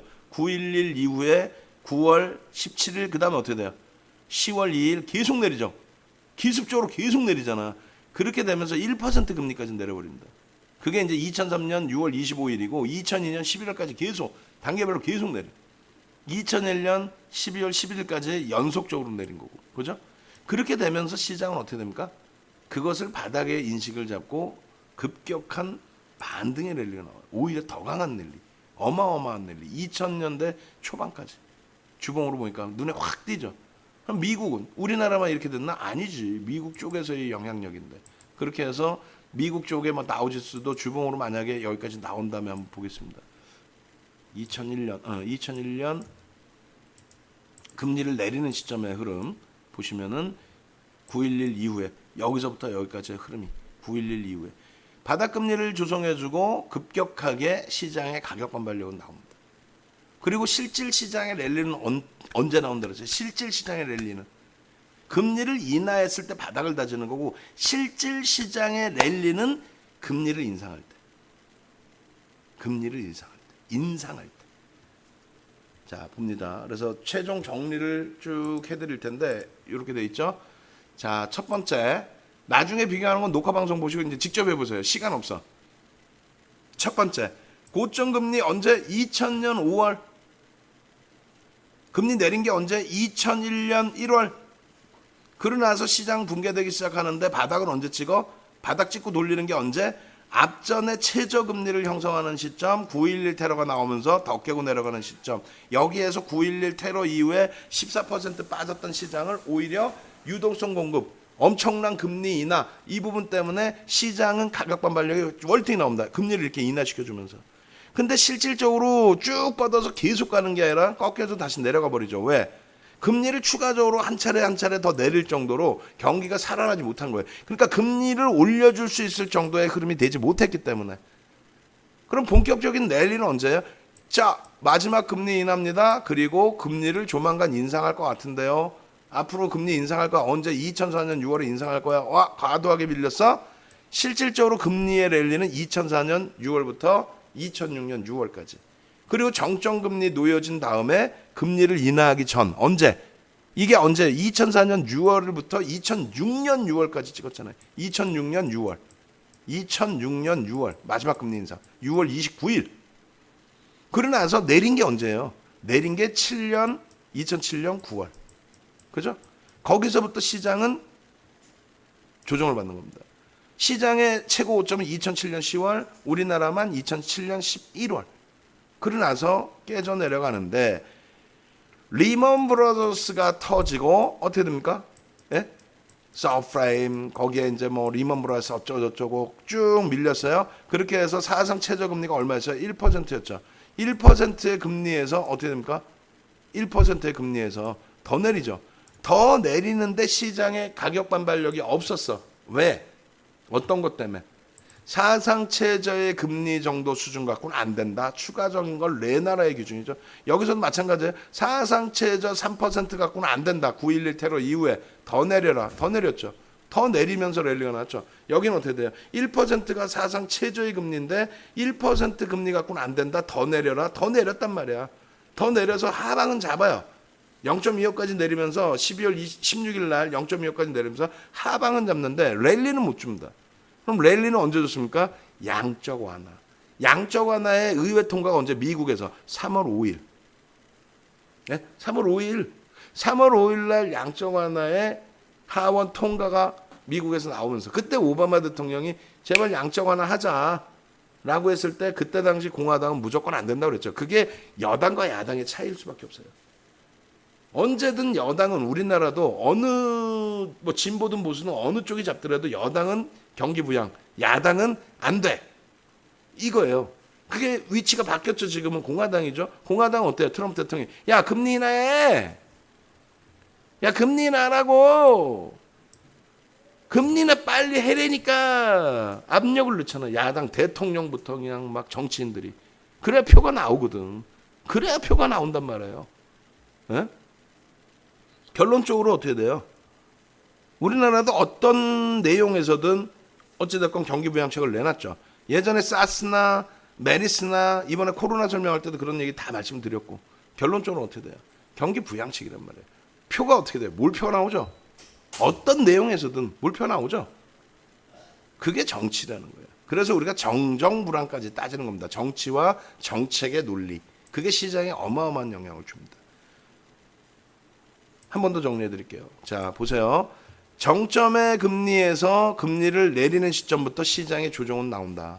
그럼 시장의 바닥은 어디서 찍느냐? 앞전에 형성된 최저점의 금리에서 추가적인 부양책의 모습을 줘야 이때 여기서 바닥 찍었을 거 아니에요. 이때보다 더 강력한 기준점을 줘야 조정의 흐름이 나옵니다. 그렇게 돼서 돌려질 때는 언제 돌린다? 2004년 6월부터 2006년 6월까지 여기서부터는 어마어마한 폭등 랠리. 여기선 누가 가요? 금융지주사들이 다 날라갔죠. 그죠? 그리고 나서 그 다음에 흐름이 뭡니까? 또 거품이 불거지고 2007년 9월부터 해서 금리를 내리는데 시장은 그때 반영을 안 해요. 정점은 찍죠. 조정은 그 다음부터 나옵니다. 그럼 우리는 이제 배우셨으니까 야 금리 내린대 도망가는 거야. 금리 올린대 혹은 최저금리야. 경기는 좋은데 최저금리야. 정치적인 색깔이 있어. 여기서는. 무슨 말이냐면은 이런 데서의 최저금리는 실제 리먼 터지고 골마 터졌어. 경기가 어려워. 그러니까 그냥 막 헬리콥터에서 돈을 뿌린다는 표현을 쓸 정도로 양적 완화를 해서 경기를 부양을 한 거잖아요. 그렇게 됐을 때 바닥을 찍고 2009년부터 폭등 랠리가 나오죠. 왜? 자산가치의 훼손. 자산가치의 훼손이지 경기가 좋아져서 시장이 움직였습니까? 그죠? 그렇게 된 다음에 앞전 고점이 미국의 다우지수도 14,000, 우리나라도 뭐 2,000포인트 위, 거기를 뛰어넘고 추가적인 랠리가 나올 수 있었던 미국 증시의 흐름은 언제? 2015년 6월에 바닥을 찍고 2016년 1월에도 바닥을 찍고 2015년 12월에 금리를 인상하는 시점 거기에서부터 랠리가 나왔던 거죠. 여기까지. 그러고 나서 지금 다시 코로나19가 됐든 뭐가 됐든 금리를 급격히 인하를 하면서 바닥의 인식이 잡히는 거죠. 바닥의 인식이 잡히잖아요. 자, 다시 보시면은 다우지수의 기준에서 월봉으로 보시면 그냥 방금 말씀드린 그 내용 그대로인 거예요. 바닥 찍고 2009년도 3월 5일 날 바닥 찍고 화폐 가치의 훼손 부분이 다시 이 시장의 이 고점을 그럼 여기서부터 로그 차트로 봅니다. 로그 차트 보기 전에 이렇게 보여드리고 로그를 보여드릴게요. 요 라인을 넘겼죠. 우리나라는 2011년도에 넘겨요. 우리는 2011년도에 넘깁니다. 미국이나 일본, 유럽은 2013년도에 넘겨요. 2013년도에 여기를 넘기는데 경기가 좋아져서 넘깁니까? 솔직히 아니죠. 왜 아니야? 그냥 화폐 가치의 훼손 부분이지. 가치의 훼손, 돈의 가치의 훼손. 그러고 나서 여기서부터 뭡니까? 양적 완화죠. 그러고 나서 여기서부터 여기까지의 차익 실현에 대한 욕구가 터졌단 말이에요. 이게 조정이 커요? 솔직히 조정도 얼마 안 돼. 그러고 나서 금리 인상에 대한 불확실성이 있어서 그 차익 실현에 대한 욕구가 터진 거지. 금리 인상을 한다고 시장의 조정을 받는다? 어떤 바보가 그따고 얘기를 해요. 여러분들이 이제는 그들보다 100배, 200배, 300배 낫다라는 얘기예요. 아시겠어요? 오늘 늦게 들어오신 분들 녹화방송 무조건 보시라고. 응? 그러고 나서 여기서부터 2015년 12월에 금리 인상하고 그러고 나서 폭등 랠리가 나오죠. 그리고 여기서 자꾸 금리 내리라고 악을 쓰고 트럼프 대통령이 왜? 방금 말씀드렸잖아. 경기를 부양하는 모습이 나와야 그냥 몰표가 나오지. 강한 미국의 모습을 보여주고 뭐 미국하고 중국하고 무역 분쟁에 그래서 폭등 랠리가 나오나 지금? 미국하고 중국하고 무역 분쟁했는데 지금 폭등 랠리가 나와? 아유 진짜 아니라고 그렇게 몇 번을 말씀드려요. 2016년 11월 달에 11월 8일 날이 미국 대선이었어요. 대선 날. 우리나라 날짜로 11월 9일 날 발표 나온 거고. 그 당시에 트럼프 대통령의 선거 공약은 강한 미국이에요. 야 한국 너 일로 와봐. 이 자식들이 FTA 다시 해. 확 그냥. 야 유럽 일로 와봐. 납타 협상 다시 해. 야 멕시코 일로 와봐. 이것들이 말이야. 야 중국 일로 와봐. 이것들이 맨날 무역, 니네 때문에 무역 수지 적자잖아 우리가. 이게 확 그냥. 나 트럼프요. 나 백인이고 나 남자야. 나 이런 모습 보여줄 테니까 나 찍어줘봐. 내가 다 죽여버릴게. 이민자 이것들이 확 그냥. 그게 영국의 브렉시트하고 똑같은 내용이에요. 보수층의 집결. 응?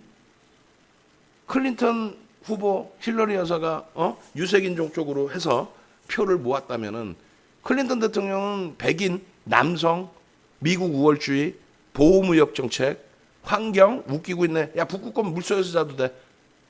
거기서 다 표를 얻은 거죠. 그 제스처가 이번에 재선을 해야 되니까 똑같은 맥락으로 나와요. 그 당시에 2016년도 안 그래서 우리나라 FDA 뭐 자동차가 어떻고 난리가 아니었잖아. 2017년까지 계속 안 그랬어? 기억 안 나요? 그 기억도 안 나는 친구들한테 자산을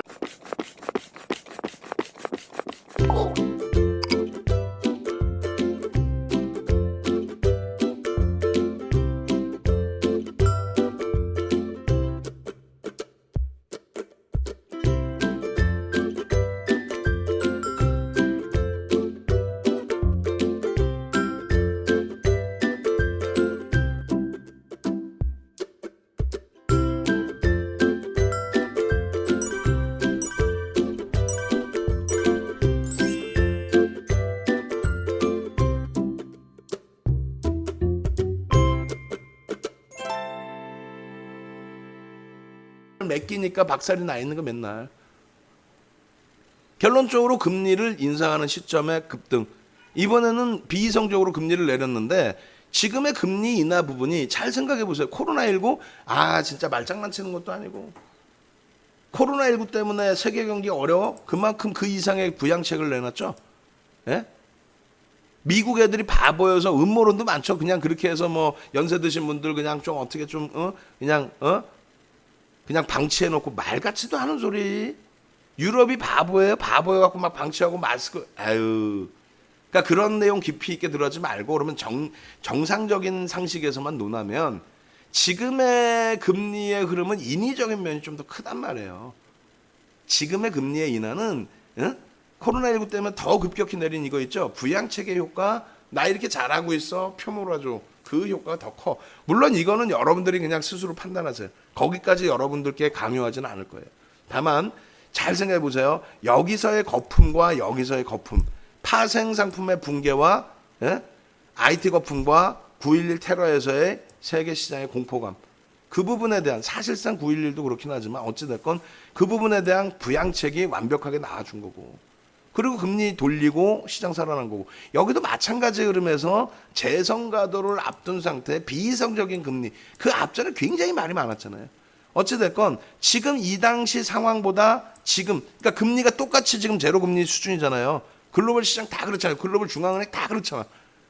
이 당시보다 오히려 낮거나 이 당시보다 오히려 낮거나 조금 더 부양되는 시점인데, 실질 경기는 코로나19 때문에 안 좋아해. 그러니까 코로나19 나발이고 요때 당시보다 안 좋냐 이거야. 뻥치지 말라 그래. 요때 당시보다 경기가 안 좋다고 뻥치지 말라 그래. 맨날 악을 쓰잖아요. 2016년도에 SK 하이닉스의 실적이 2016년도에 SK 하이닉스 실적이나 알고 여러분들 매매하시는 거예요? SK 하이닉스 사세요 하는 사람들이 SK 하이닉스 실적이나 알고 얘기를 해줘요? 참나. 2016년도에 SK 하이닉스는 분기 영업이익이요 2분기에 5천억 미만까지 깨져 내려가는 모양새였단 말이에요. 컨센서스가. 다행히 하반기에 개선이 돼서 연간 2조는 넘겨요. 연간 2조는 넘깁니다. 근데 영업이익이, 근데 보시면은 영업이익이 20조 8천억을 넘깁니다. 무슨 얘기냐면 분기 영업이익이 10배 증가해버려요. 10배.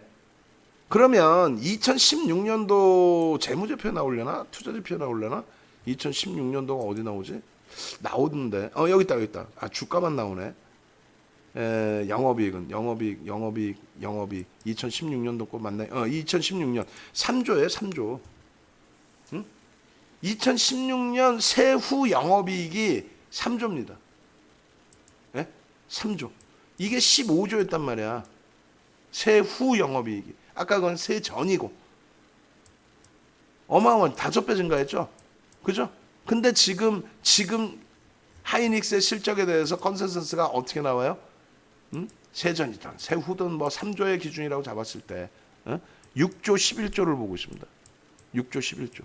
작년에 업황이 안 좋았을 때의 기준인 거고 코로나19가 아니잖아요. 여기는 지금. 코로나19가 있어도 더 좋단 말이에요. 자, 다시 정리해 보세요. 다시.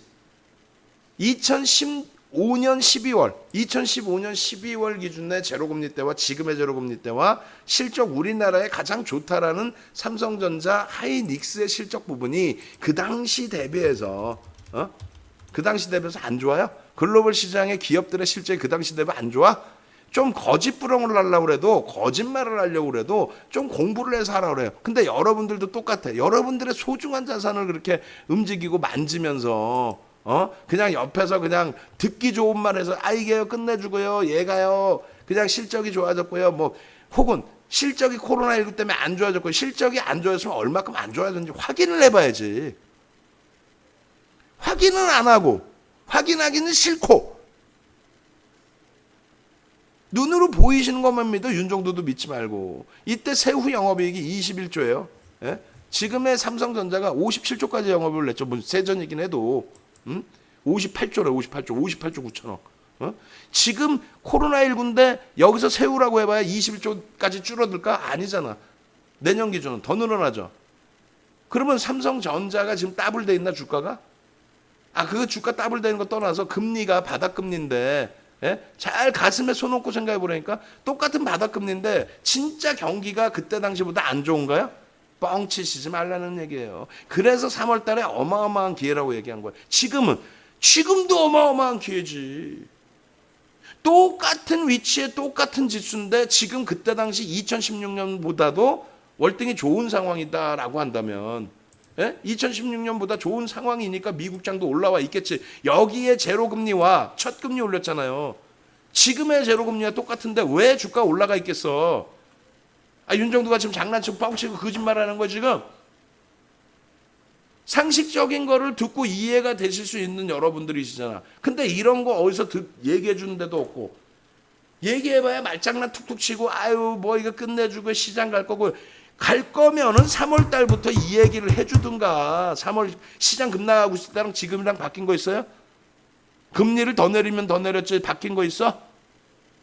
2016년 저점을 안 깨고 있습니다. 걱정 마세요. 우리나라가 다소 불확실한 분면 정정불안이 있습니다. 정정불안이 뭐라 그랬죠? 정치와 정책이라고 그랬죠. 그 정치와 정책의 부분에 있어서 우리나라가 예를 들면은 북한과의 문제를 바탕으로 미국과의 흐름에서 조금 부정적인 게죠. 무슨 내용이냐면 우리가 철도 사업 하고 싶다고 철도 사업 우리가 마음대로 해요? 마음대로 해? 미국의 승인이 있어야 할 거 아니야. 정전협정에서 북한에 대해서 지원책을 글로벌 시장에서 야 이거 뭐 할래? 이거 뭐 할래? 야 철도 놀래? 야 건설할래? 인프라 사업 할래? 그러면 누구의 승인이 있어야 돼? 지금 휴전협정 중이죠. 휴전협정의 주가 누구야? 우리나라가 아니잖아. 미국 애들이 그걸 승인을 내줘야 된다니까. 그게 아픈 기억이고 아픈 역사란 말이에요. 그조차도 모르면서 무슨 이번에 대국민 선멸 발표하면 막 끝내주겠네 이러면 어떻게 하겠냐고.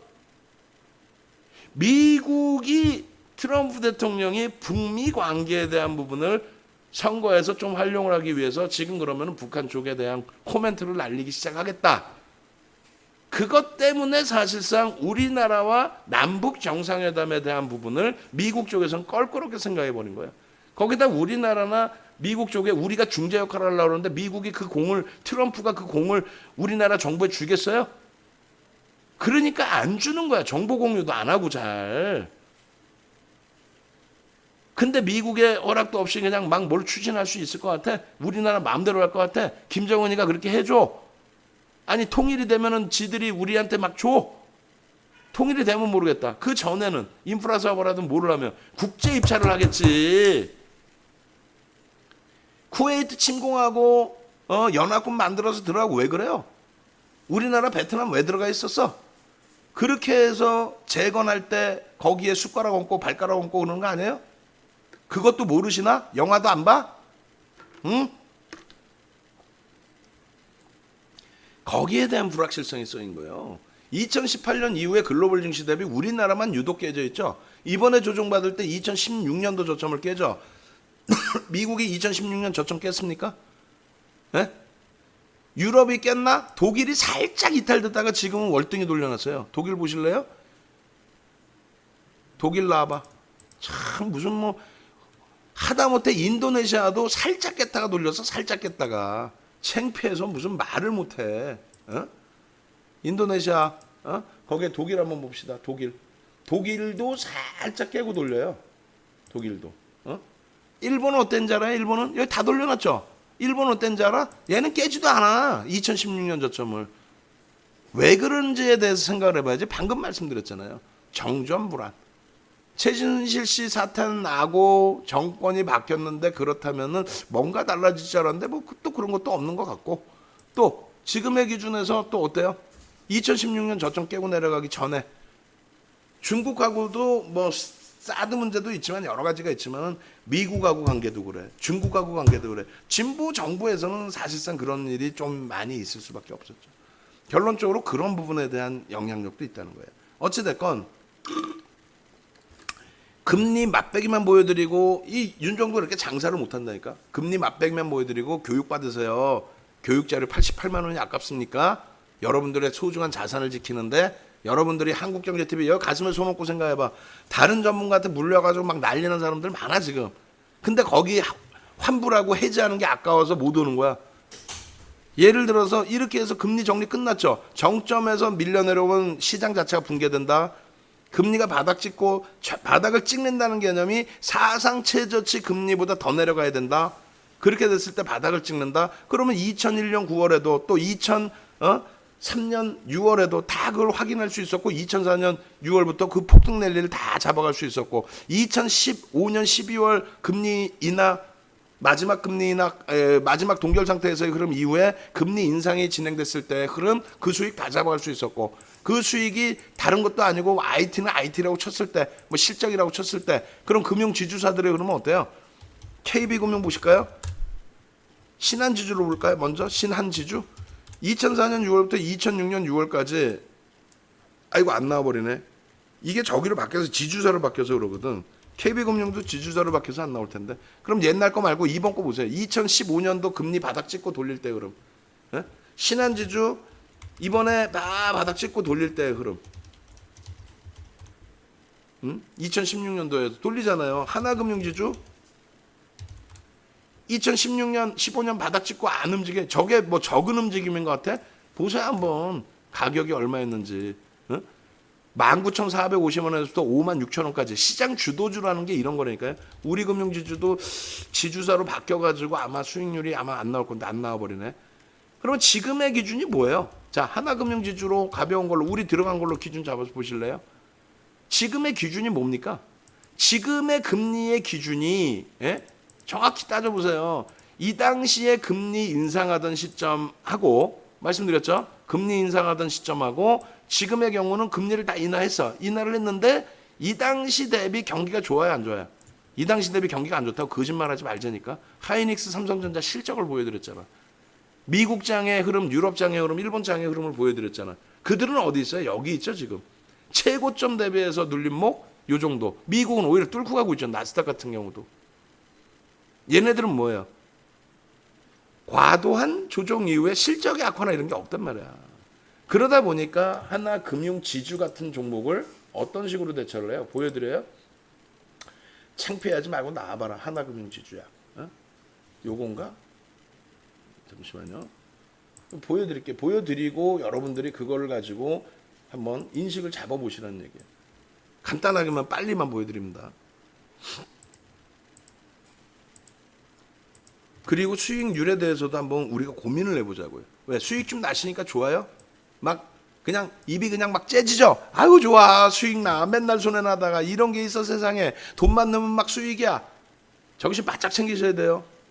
에? 정신 바짝 챙기시라고. 우리나라에 직장 다닐 사람 누가 있어요? 수익이 땅 파서 맨날 나오고 그러면은 우리나라에 직장 다닐 사람 누가 있냐고. 아니 수익이 한 달에 매달 10%씩 꼬박꼬박 나오면 누가 직장 다니냐고. 정신들 바짝 못 챙기고 무슨 장이 좋아가지고 내 계좌에 빨간불이 살짝 나오면 그냥 흥분을 못 감춰가지고 그러면 그 사람들이 그 자산을 못 지켜낸다니까. 하나금융지주 보시면은 똑같은 아니 3월달에 바닥 안 찍은 종목이 어디 있어? 뒤돌아보면 다 바닥 찍고 돌리죠. 아니 3월이 시장이 바닥인데 그렇게 해서 3월달 바닥 찍고 돌릴 때 하나금융지주 전날이 뭐라 그랬어요? 4.1% 폭등한 날이라니까. 따라붙는 게 얼마예요? 25,000원에 따라붙잖아요. 25,000원에. 전날이 얼마인데? 24,100원에 24,100원인가? 4% 갭 상승해갖고 한 24,000원대 출발을 했어. 24,100원인가 24,050원에. 그러고 나서 25,000원에 우린 따라붙어요. 9시 40분에. 왜? 방금 금리 설명 다 해드렸잖아. 바닥금리 제로금리에서 이번에 금리를 한 번 더 내렸지만은 더 이상 금리를 내릴 수 있는 상황이 아니고 우리나라가 사상 최저의 금리 상태이고 이제는 금리 바닥인데 이제는 돌릴 일만 남았는데 경기는 사실상은 2016년보다 좋다고. 자꾸 코로나 우기지 말고 코로나19 뭐 어쩌라고. 지금 다 터지고 그거에 대한 부양책 다 내놨는데 뭘 자꾸 징징징징 울어요. 울기는 코로나 때문에 얼마나 좋아. 경기 부양책 나와서 더 경기가 살아날 수 있는 상황이 됐잖아요. 그렇게 해서 그럼 금융지주사를 들여다보는데 금융지주사는 지난주, 지지난주 2주 연속 그냥 또 수급이 들어와. 이때는 수급이 들어온 게 아니라 가격 반발력의 기준이고 금리의 정점을 보는 거예요. 바닥 정점을. 그렇게 해서 25,000원 들어갔는데 이게 운이라고만 치부할까? 그냥 윤정두가 겸손해서 겸손인 거지 막말로. 28,650원 이탈시 전량차익 시전했잖아. 무슨 얘기냐면은 이날 기준에 오버슈팅으로 본단 말이에요. 이날 기준에. 29,000원까지 올라왔어요. 개장 초에. 개장 초에 매수기준을 따지고 있는데 갭 상승이 나오더니 막 치고 올라가. 왜? 이날 종가가 27,100원이었고 27,050원이었거든. 16%. 27,050원. 우리가 들어간 게 얼마? 25,000원. 27,000원 목표 주가인데 장중에 안 왔어요. 종가가 그렇게 올라간 거야. 중간에 차익 실현하지 않았는데 차익 실현 구간이 안 와. 안 밀려. 이런 게 다 교육이거든. 근데 요즘에 올려드리면 또 내가 어려워요. 내가 못 샀어요. 방 안에 예를 들어 100분이 계시면 몇 명이 내가 못 하겠습니까? 얘기하는 거야. 여러분들이 그렇게 해버리면 남들도 못 해버린단 말이에요. 무슨 얘기냐면은 4% 갭 상승한 하나금융지주 시가총액 8조짜리를 매수 얼마에? 8% 상승이 25,000원에. 그러면 돈을 내고 들어오실 정도면은 믿고 따라야 돼. 근데 거기다 대고 다 오른 거 주면 어떻게 해요? 근데 이날 16% 넘게 올랐어. 그러고 나서 이날 28,650원까지 가버려. 장중에 고점이 29,100원이야. 차익 실현 어디서 해? 여기서 다 하죠. 전량. 나는 못 샀는데 본인이 못 산 거 그러면 다음번에 사면 되잖아. 이 좋은 장에. 어려워요. 그럼 공부하셔야지. 어린애들도 아니고. 아니면 라이브 방송을 들어오시라니까 300만 원짜리 방에. 그분들이 이거 매수로 안 할 것 같아. 매수를. 5월 28일 어떻게 돼? 그로부터 한 달 이후에 수익 5% 28,800원에 들어가세요. 이 가격보다 더 높아. 근데 여러분 또 높은 가격은 못 사지. 그럼 되냐고. 시장 지수가 얼마나 올라왔는데. 그럼 그 다음날 그달 당일날 장중에 금리 인하가 나와요. 자, 금리 인하 문제 없습니다. 오히려 더 삽니다. 빠져서가 아니라 지금 다 설명드렸잖아. 이야, 바닥금리다. 와우. 근데 2015년도를 우리가 금리 인상 시기를 겪었는데 그때보다 경기가 더 좋아. 근데 이번에 인위적인 금리 인하라는 것을 설명을 드렸죠. 코로나19의 명분을 잡고 대선에 가도해서 인위적인 금리 인하를 더했어. 왜? 몰표 받아야 되니까. 그 바닥에서 그래서 2차 편입까지 했어. 28,300원에. 이게 지금 여기에 그래서 요때가 이틀 만에 수익을 내고 다 빠져나와. 그리고 거래량 거래대금 없죠. 교육 다 해드려. 거래대금 한번 터질 때 한번 들여다봐. 그러고 나서 거래대금 넘으면 안 넘겨요. 넘기는데 여기가 뭐예요? 잉태형이라고. 상승 잉태형. 그리고 확인형 뜨고. 그러고 나서 여러분들께 매매 사인을 드리는데 결론적으로 어떻게 돼요? 매매 사인 드리는데 요 기준이 어느 날이야? 4월 27일 날이. 4월 27일 날이 요 날이란 말이야. 요 날. 4월 잠깐만. 4월 27일 날 요 날. 그죠? 그렇게 해서 요 날 기준 잡아드리고 그 다음 날 차익 실현하고 그러고 나서 잉태 확인형 뜨고 우리 연구원이 빨리빨리 만든다고 만들었는데 뭐 정신 하나도 없는 거지. 이 자리가 어딘지도 모르고 방송 중에 이제 보여드리려고 요 자리. 예? 잉태 확인형 뜨고 나서 정확하게 따지면은 요 날이 되겠네. 요 날, 그죠? 요 날 28,800원 조기준. 그러고 나서 비중 어떻게 10% 채워놓고 쭉 넘기고 나면은 5월 28일 날 10% 채워놓고 그러고 나서 비중을 6월 2일 날 5월 29일이 금요일이에요. 28일이 목요일이라고 금리 인하 나온 날 그날 28,800원, 28,200원에 들어가서 28,500원에 평균 단가 맞춰놓고 그러고 나서 28,300원에 10% 들어가라고. 10% 내에서 어제 못 들어가시면 들어가라고. 29일 날 2시 9분에는 29,200원까지 종가 배팅 가능하다고. 6월 2일 날 9시 26분에는 추가 5%를 들여서 왜? 수급이 내리 들어오니까. 수급이 이게 얼마? 3850원입니다. 추가 5%가 3850원. 그러고 나서 어떻게 돼요? 결국은 33,000원대 찍고 갭상승 이후에 쭉 뻗어 올랐잖아요. 34,000원인가 찍었나? 그 미포조선인가? 한 33,000원대 찍고 그러고 나서 밀려 내려올 때 32,000원대 후반 전량차익 실현이죠. 이게 여태까지 얘기한 금리의 기준에서의 흐름이란 말이에요. 동영상 다 올려드려. 문자 다 보내드려. 그러고 나서 여기에 있어야 될 게 뭐죠? 고객분들이 아이고 고맙습니다. 감사합니다. 그냥 나 수익 실현했어. 이거겠지. 그게 연습시키는 거란 말이에요. 우리 연구원. 그 다음에 뭐예요? 금융지주사의 흐름뿐만 아니라 지금 이제 일봉상으로 놓고 보시면 요 자리란 말이에요. 요 자리. 요 자리. 잘 보세요. 요 자리에서 요 날 갭상승이 나오는데 4.10이야. 24,100원. 8% 25,000원까지 따라붙어. 왜? 지금까지 금리에 대해서 설명을 드렸잖아. 그리고 이 다음날 개장 초부터 바바바바방 치고 왔는데 7.58까지 올라가. 7.58. 수익률이 얼마냐고. 잉태 확인형 뜨는데 거래량 수반되면서 흐름이에요. 이날은 못 들어가서 우리도. 언제 들어가? 28일 날. 이날. 그러고 나서 금요일 날 추가 편입 15%까지. 우리 수익을 그렇게까지 안 갖고 들어가잖아요. 근데 이날 어떻게 됐어? 이날 그냥 주구장창 매수했잖아요. 매수 안 했어요, 이날? 우리 금융주 이날 거짓말 아니라 금융주 비중을 30%까지 확대했어요. 응? 왜 그랬을까? 여러분들이 좋아라 하시는 조선, 철강, IT 쪽 기준에서 IT 하면 우리 주력이고 의약품도 그렇고 자 보세요 한번.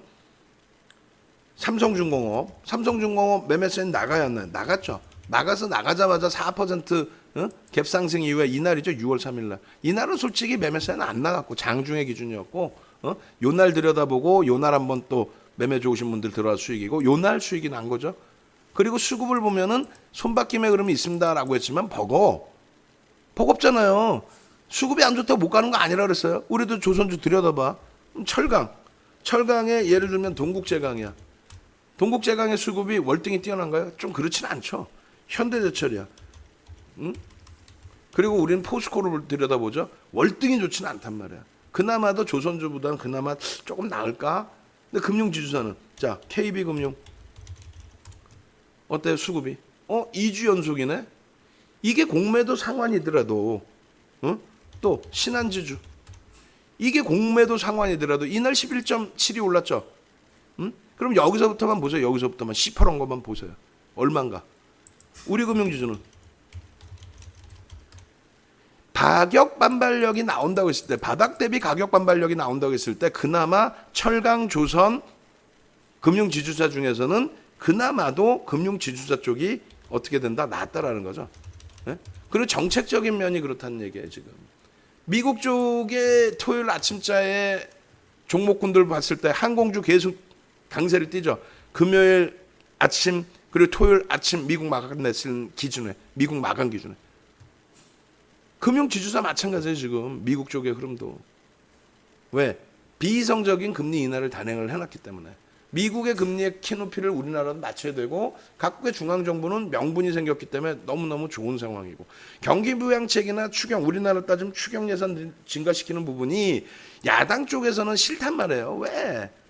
아무리 그래도 우리나라 같은 경우는 아직까지도 돈 뿌려주면 좋아하잖아요. 솔직히. 어? 그게 다 표가 되다 보니까 특히 선거 있을 땐 더더욱. 결론 뭐예요? 하나금융지주 이런 쪽의 흐름. 또 우리가 논하는 부분에 삼성바이오로직스 이런 부분의 흐름. 네이버 다 정리해서 삼성바이오로직스 들어왔죠. 얼마에? 58만 원부터. 이날도 똑같습니다. 어? 이날도 뭐가 똑같아요? 4.49% 50만 원 출발해서 우리 들어간 거 얼마? 51만 9천 원에 들어갑니다. 이날 60만 3천 원 찍어요. 51만 9천 원에 들어가서 얼마? 8만 원 수익을 내고 나와. 시가총액 3위에서. 근데 다 오르는 걸 준다고? 징징징?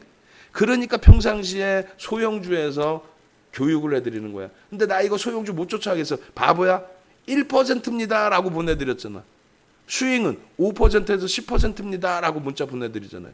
주력은 20%입니다 30%입니다 보내드렸잖아요. 근데 그거를 난 모르겠어요, 난 몰라요, 난 못하네, 난 못하네, 난 몰라 그러면 어떻게 하는 거예요? 여러분만 손해인 거지. 이런 종목을 3월 달에 놓치지 않고 3월엔 다 바닥 찍었다 그랬어요. 4월, 5월, 6월에 가지고 올 수 있는 네이버 같은 경우 사상 최대치 신고가 랠리에 여러분들 계좌를 한번 보자는 거야.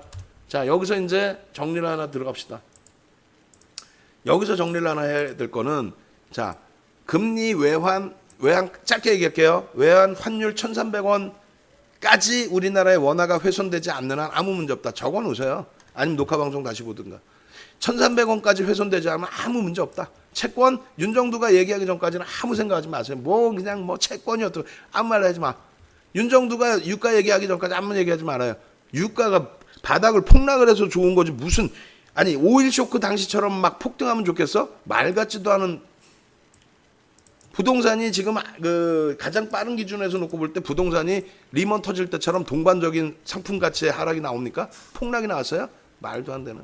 CDS 프리미엄 윤정부가 얘기하기 전까지 쳐다도 보지 마. 에? 5년 만기 외평채에 대한 금리 부분인데 리먼 브라더스 때 얼마까지 갔냐면 699bp.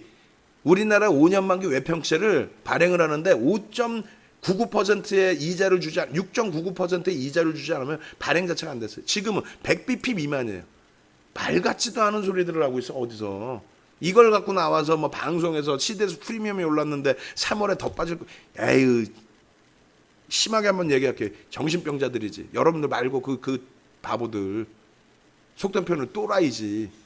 지들만 깨지면 되는데 여러분들 자산을 다 죽여버리잖아요.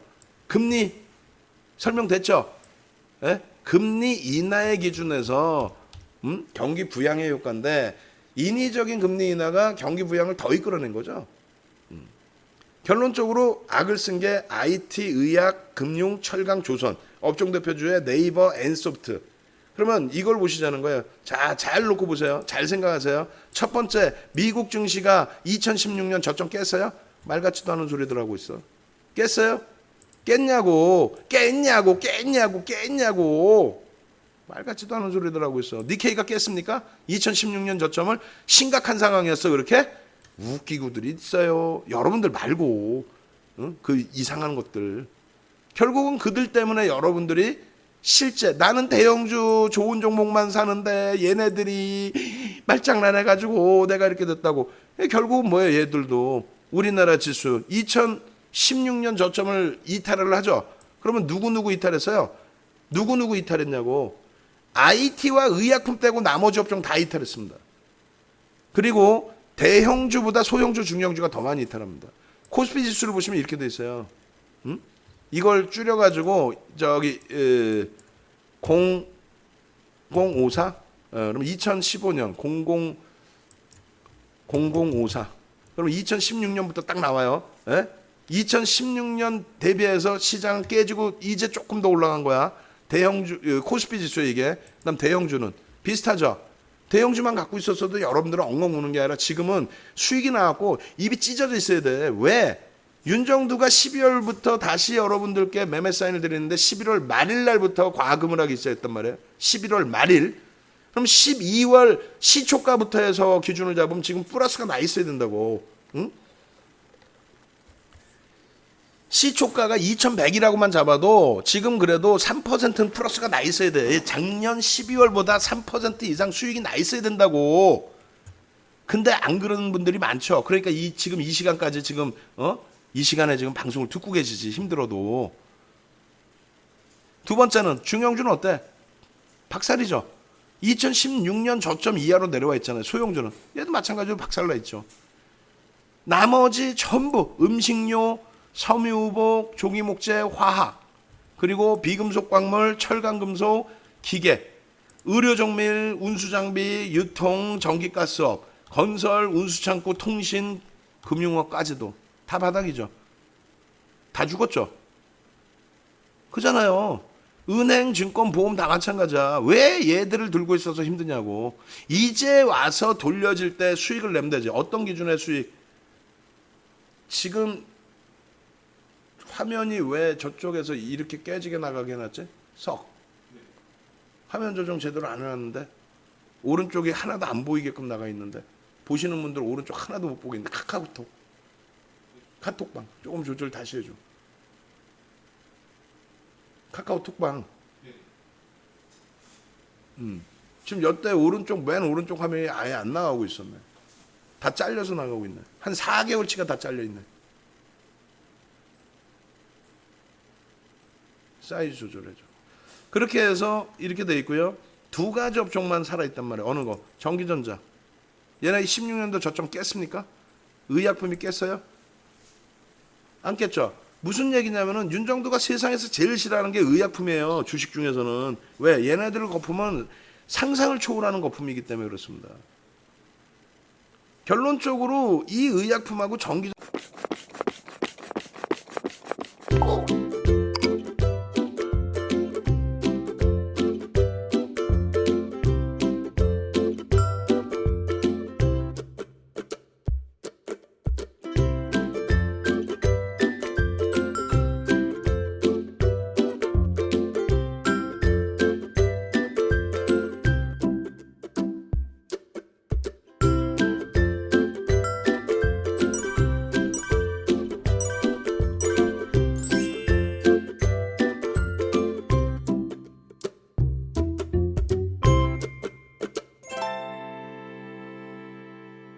전자 업종만 2016년 저점을 안 깼고 이들의 흐름만 정상적으로 더 튀어오르고 있단 말이에요.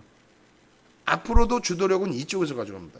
다시 미국을 보여드리면 미국 쪽의 지금의 흐름이 어떤 식으로 돼 있어요? 지금의 흐름이 자 다우지수, S&P 500 지수, 나스닥 지수, 그 다음에 필라델피아 반도체 지수입니다. 다시 역으로 필라델피아 반도체 지수, 나스닥 지수, S&P 500 지수, 다우 지수입니다. 무슨 얘기예요? 지금 2009년 이후, 특히 2016년 이후에는 기술주가 시장을 견인해 왔단 말이에요. 여러분들 아시다시피 기술주가 그 흐름은 그대로 조정도 기술주가 들 받았고 그 기술주가 시장의 고점도 그들이 넘기는 겁니다. 근데 쓰잘데기 없이 이상한 거 보실 거예요, 자꾸? 정부 정책에 힘입어서 움직이는 의약품, 내가 그렇게 윤정두가 싫어해도 이 의약품은 버리지 않고 가져가죠.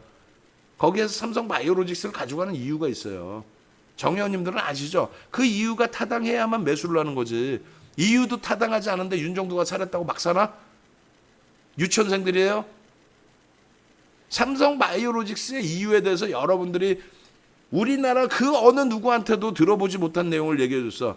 근데 들으신 분들은 또 듣다 보면 이게 별거 아닌 것 같다는 생각이 들 수도 있는데 어때요? 뭐 삼성바이오로직스가 실적이 끝내줘? 수주를 냈어? 수주해가지고 60만 3천 원 찍었는데 그러한 삼성바이오로직스를 이거 끝내주고요. 삼성바이오로직스가요. 앞으로 성장성이 그거는 뉴스 보면 여러분들이 아는 내용이잖아. 그걸 얘기해요. 시가총액이 44조인데 영업이익이 얼마야? 시가총액이 44조인데 영업이익이 900억짜리를 얘 끝내줘야 하고 얘기하는 친구들이 나쁜 X들이지 여러분들 말고. 여러분들은 그럴 수 있어. 전문가는 아니니까. 근데 이거를 4조 4천억짜리를 900억 영업이익 내는데 이걸 끝내줘요라고 얘기하면 그 녀석이 나쁜 친구지. 근데 그런 식으로 여러분들을 현혹해서 가입만 시키면 장땡이야? 왜 바이오로직스를 사는지에 대한 명분을 명확히 드리잖아요. 네이버 정리한 이유에 대해서 정확히 말씀드리잖아요. 네이버 전량차익 실현하고 이쪽으로 옮겨와서 여기서 또 수익이 나는 이유를 말씀드리잖아요. 지금 유료방 쪽에 문자방을 한번 오픈을 해드리면 라이브방은 뭐 난리가 아니고 라이브방을 볼까? 라이브방? 라이브방 한번 보죠. 그냥 평상시에 유료방 그 문자방 보여드렸으니까 300만 원짜리 방을 보여드려 볼게.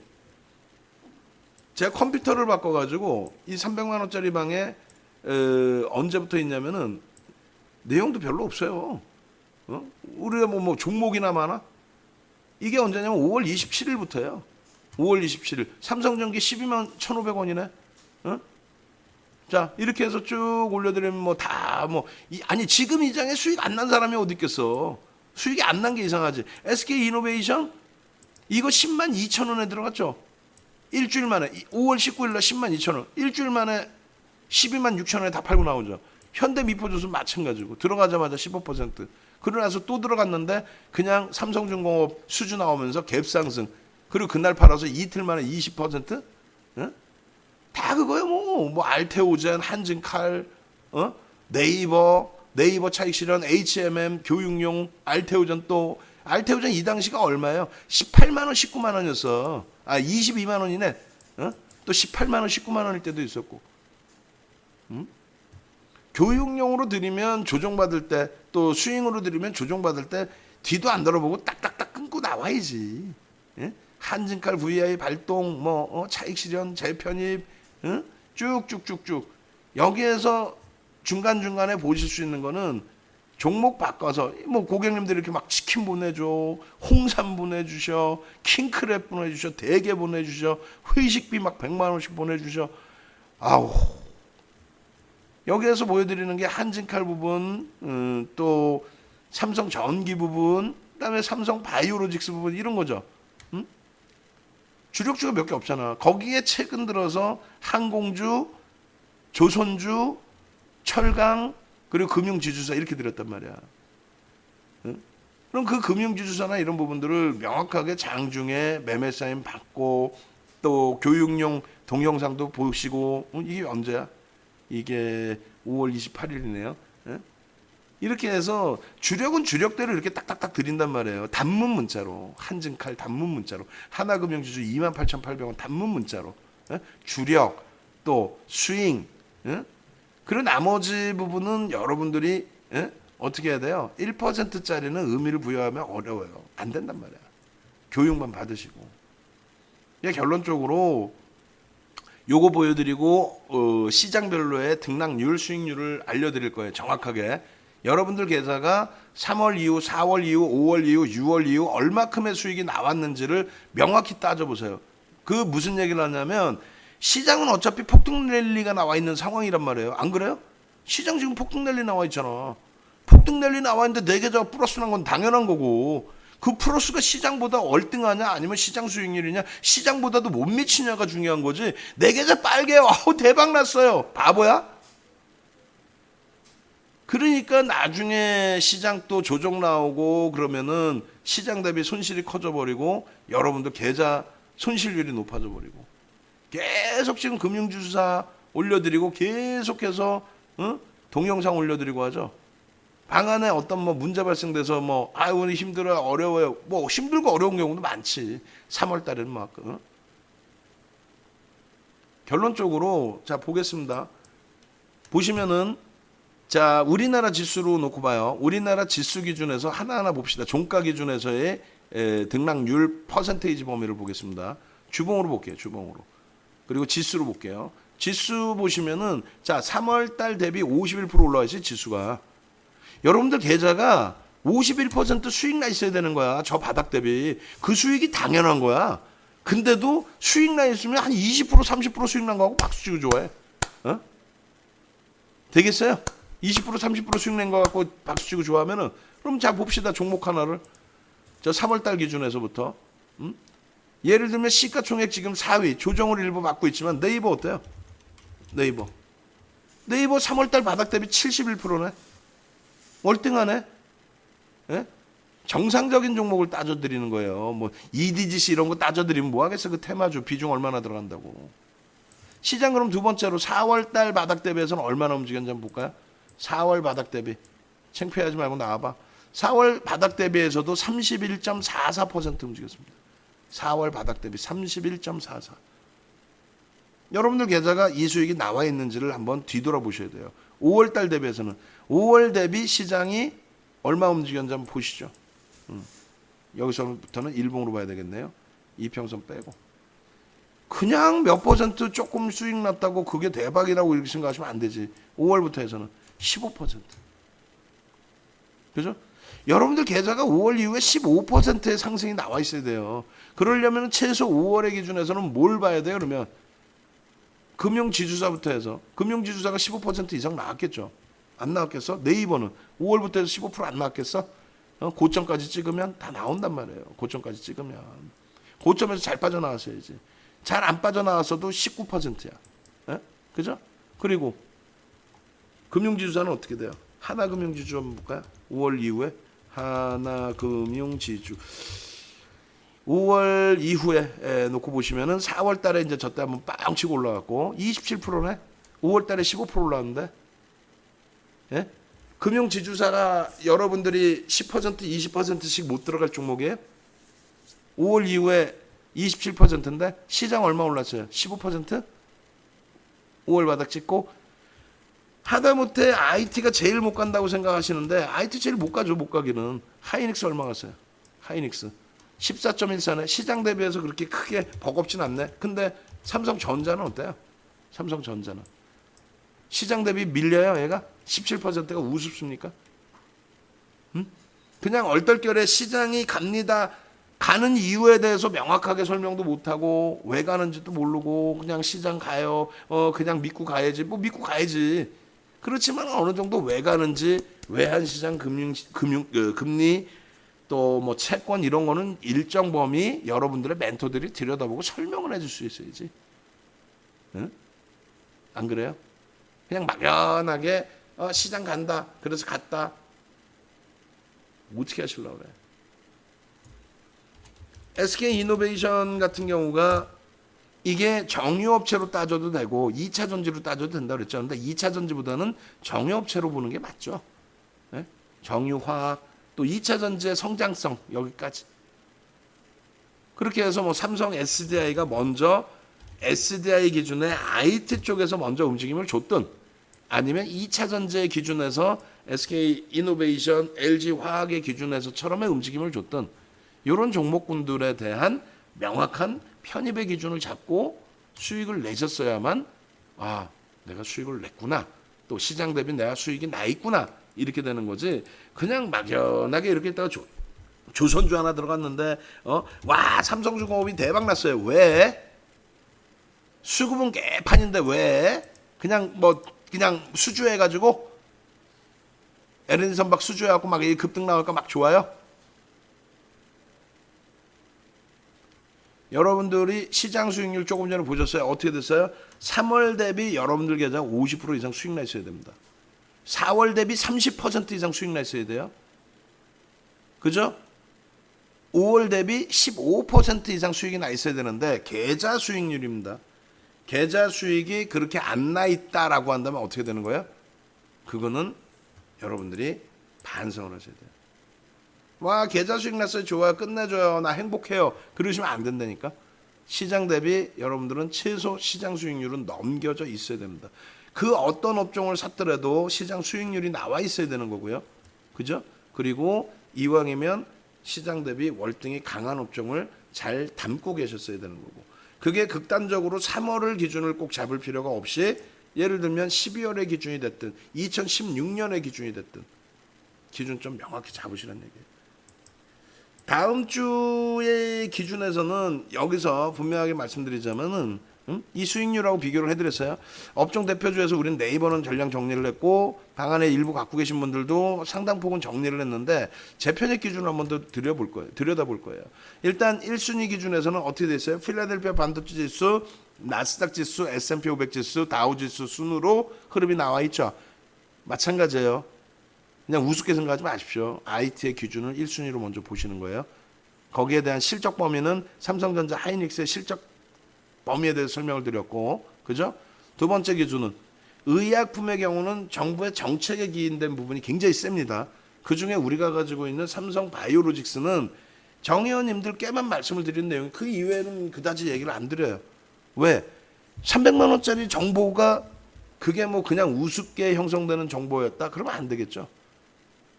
그리고 꼭 뭐 없는 내용 뭐 희한한 내용 그게 아니라 여러분들이 시가총액 1위 삼성전자, 2위 하이닉스, 3위 삼성바이오로직스를 살 수 있게끔 윤정두가 그 근거를 보여드리고 리더 역할을 해서 끌어들여야 되는 거죠. 삼성바이오로직스 지난주에 어떻게 했어요? 지난주에 비중을 30%로 꽉 채워드렸어요. 지난주에 58만 원부터 매수를 해서 예? 다시 보실까요? 삼성바이오로직스 보여드릴게요. 그것도 보셔야 뭐 여러분들이 다른 거 말고 문자만 보면 돼. 문자만 다 필요 없이. 삼성바이오로직스 4월 10일부터 5월 30일 13일까지. 그럼 4월 10일 날이 뭐예요? 51만 9천 원 돌파시죠? 이날이 60만 3천 원 찍었다고. 이날이. 그리고 계속 어떻게 58만 원 이탈시 전량차익 실현 여기까지 4월 10일이죠. 5월 8일 날 갑자기 ปุ๊ 튀어나와. 네이버 전량차익 실현했거든. 5월 8일 ปุ๊ 튀어나오더니 59만 3천 원, 59만 5천 원, 58만 6천 원 내리 매수야. 그냥 내리 매수.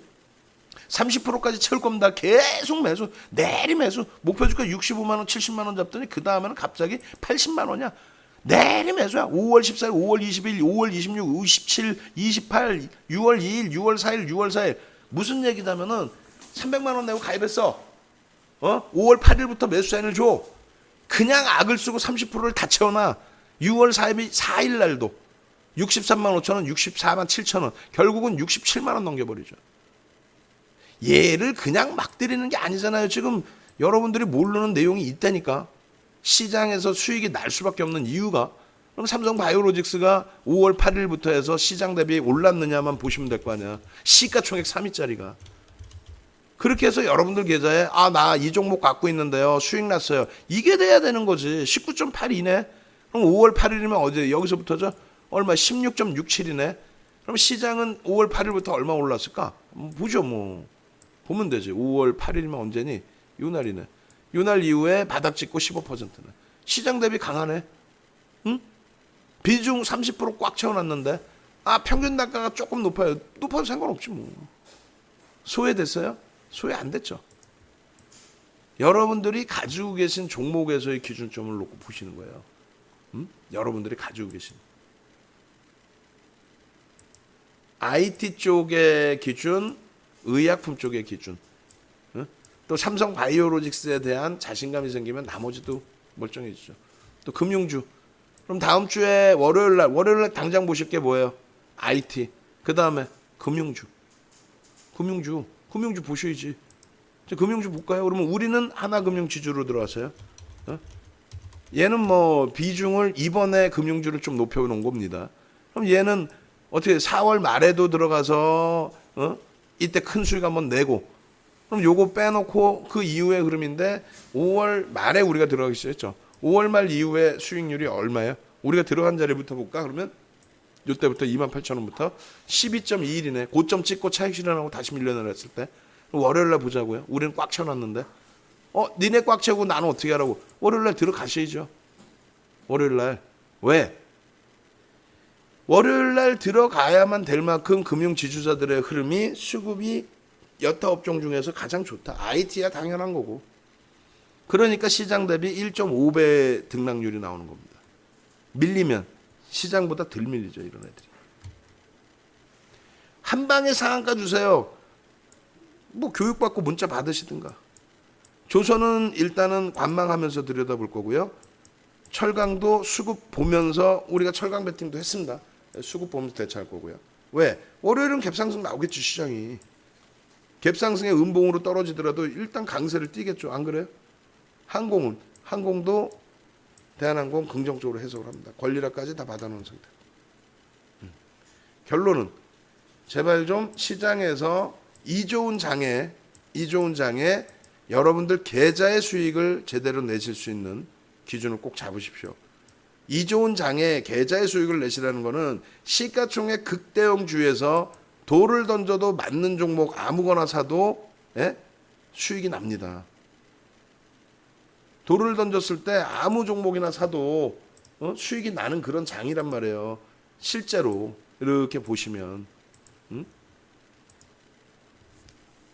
이렇게 보시면 삼성전자, SK하이닉스, 특히 삼성바이오로직스, 네이버는 사상 최대치 신고가, LG화학의 주가 흐름도 만만치가 않죠. 그런 종목군들을 제대로 가지고 있을 때 SDI 마찬가지고 SDI는 같이 IT로 묶어서 놓고 봅니다. 코스닥 쪽이요? 개별 매매 기준 좋죠. 어? 코스닥 쪽에 알테오젠에 대해서 이거 힘겨웠어요. 그것만 한두 분이 세네 분이 얘기만 안 했어도 알테오젠 또 잡아먹죠. 근데 일단은 우리의 기준점하고는 안 맞아졌어요. 추세 매매를 하기로 했고 급격하게 밀려 떨어졌고 손절하신 분이 계시고 늦게 변동성이 컸을 때 일단 무조건 기준점이 5일선이었다면 17%건 20%건 손절인 거지. 내가 늦게 봤어요. 늦게 보는데 왜 어떻게 하라고. 이렇게 세게 돌려지는데 뭐 건물 한 10개씩 올릴까 알테오전으로. 그런 마인드로 시장의 종목군들 대처하지 마세요.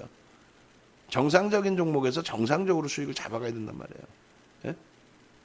방안에서도 주력주 위주로 채우세요. 비중 10%, 20%, 30%, 50% 드리는 이런 주력주에 채우시고 그러고 나서 수익 종목은 내가 저런 변동성에도 눈물을 흘리더라도 이겨낼 수 있을 만한 비중을 채워놓고 대처를 하는 겁니다. 교육 종목은 매매가 안 되시면 교육 종목 쳐다도 안 보는 거예요. 결론은 지금 왼쪽에 있는 코스피 종목 시가총액 극대형주에서 몇몇 종목만 여러분들이 선택을 잘해서 대처를 해도 우리 기준 뭐였어요? IT 55, 그 다음 네이버, 한진칼. 세 종목 중에 어느 하나 속색인 거 있어요? 뒤돌아보니 또 특히 결과론 쪽으로. 그리고 지금은 네이버 전량 정리해서 삼성 바이오로직스. 그러고 나서 금융지주사, 항공, 철강을 보고 있습니다. 거기서 여러분들 수익을 내세요. 공개적으로 말씀드리는 거예요. 거기 수익 내시고 나머지 테마주에서는 그 수익을 확정을 잘 지어 놓으시고 변동성에 가지고 있는 수익까지 다 깨먹으면 안 됩니다. 테마주는. 그렇게 해서 시젠, EDGC, 수젠텍, 넵지노믹스 무지하게 잡아드렸죠. 그런 종목군들, 이런 종목군들. 도망 나오셔야 되는 자리예요. 큰일 납니다. 여러분들 자산이 다 없어질 수 있어요. 대형주에서도 1조 이상짜리에서 마찬가지예요. 시가총액 1조 이상짜리가 180개 종목이 넘는다는 거. 그리고 대웅제약 같은 윤정도도 방송에서 자 보셨죠? 교육받으면 이거 상한가 잡죠? 이런 거 말고 정상적인 업종 대표주에서 그리고 거래대금이 풍부한 종목에서 수익 잡아가시기 바랍니다. 자, 마지막으로 말씀드려요. 홈페이지에 오셔서 홈페이지에서 녹화방송 다들 보시고 그리고 홈페이지에 오셔서 요거 VIP 가입 오늘 56분입니다. 이제 딱 10분만 전화 받고 2분이나 남아 계신단 말이에요. 이제 더 이상 전화 받을 힘도 없고 이제는 딱 12시 5분까지만 전화 받고 마무리 칩니다. 그래서 VVIP 가입 요 가입을 하시면 이제 요 VOD 45시간이죠. 세트 전부가 되면은 45시간에 VOD 들으시고 공부하시고 문자반은 분명히 말씀드리지만은 문자반은 명확하게 잡아드리고 있어요. 교육, 주력, 수익 뭐 이렇게 나눠드리고 있으니까 문자로 대처가 안 되신다, 매매가 안 되신다, 포트폴리오를 짜야겠다 하시는 분들은 수익 종목, 주력 종목에서 선택을 하셔야죠. 아시겠죠? 그리고 문자반 오늘 기준에서 가입하시는 분들은 어떻게 VOD 1개를 드립니다. 9시간짜리를 공부 좀 하시면 됩니다. 고생들 하셨습니다. 음악 올려드리고 마무리하고 요 녹화 방송도 바로 올려놓을게요.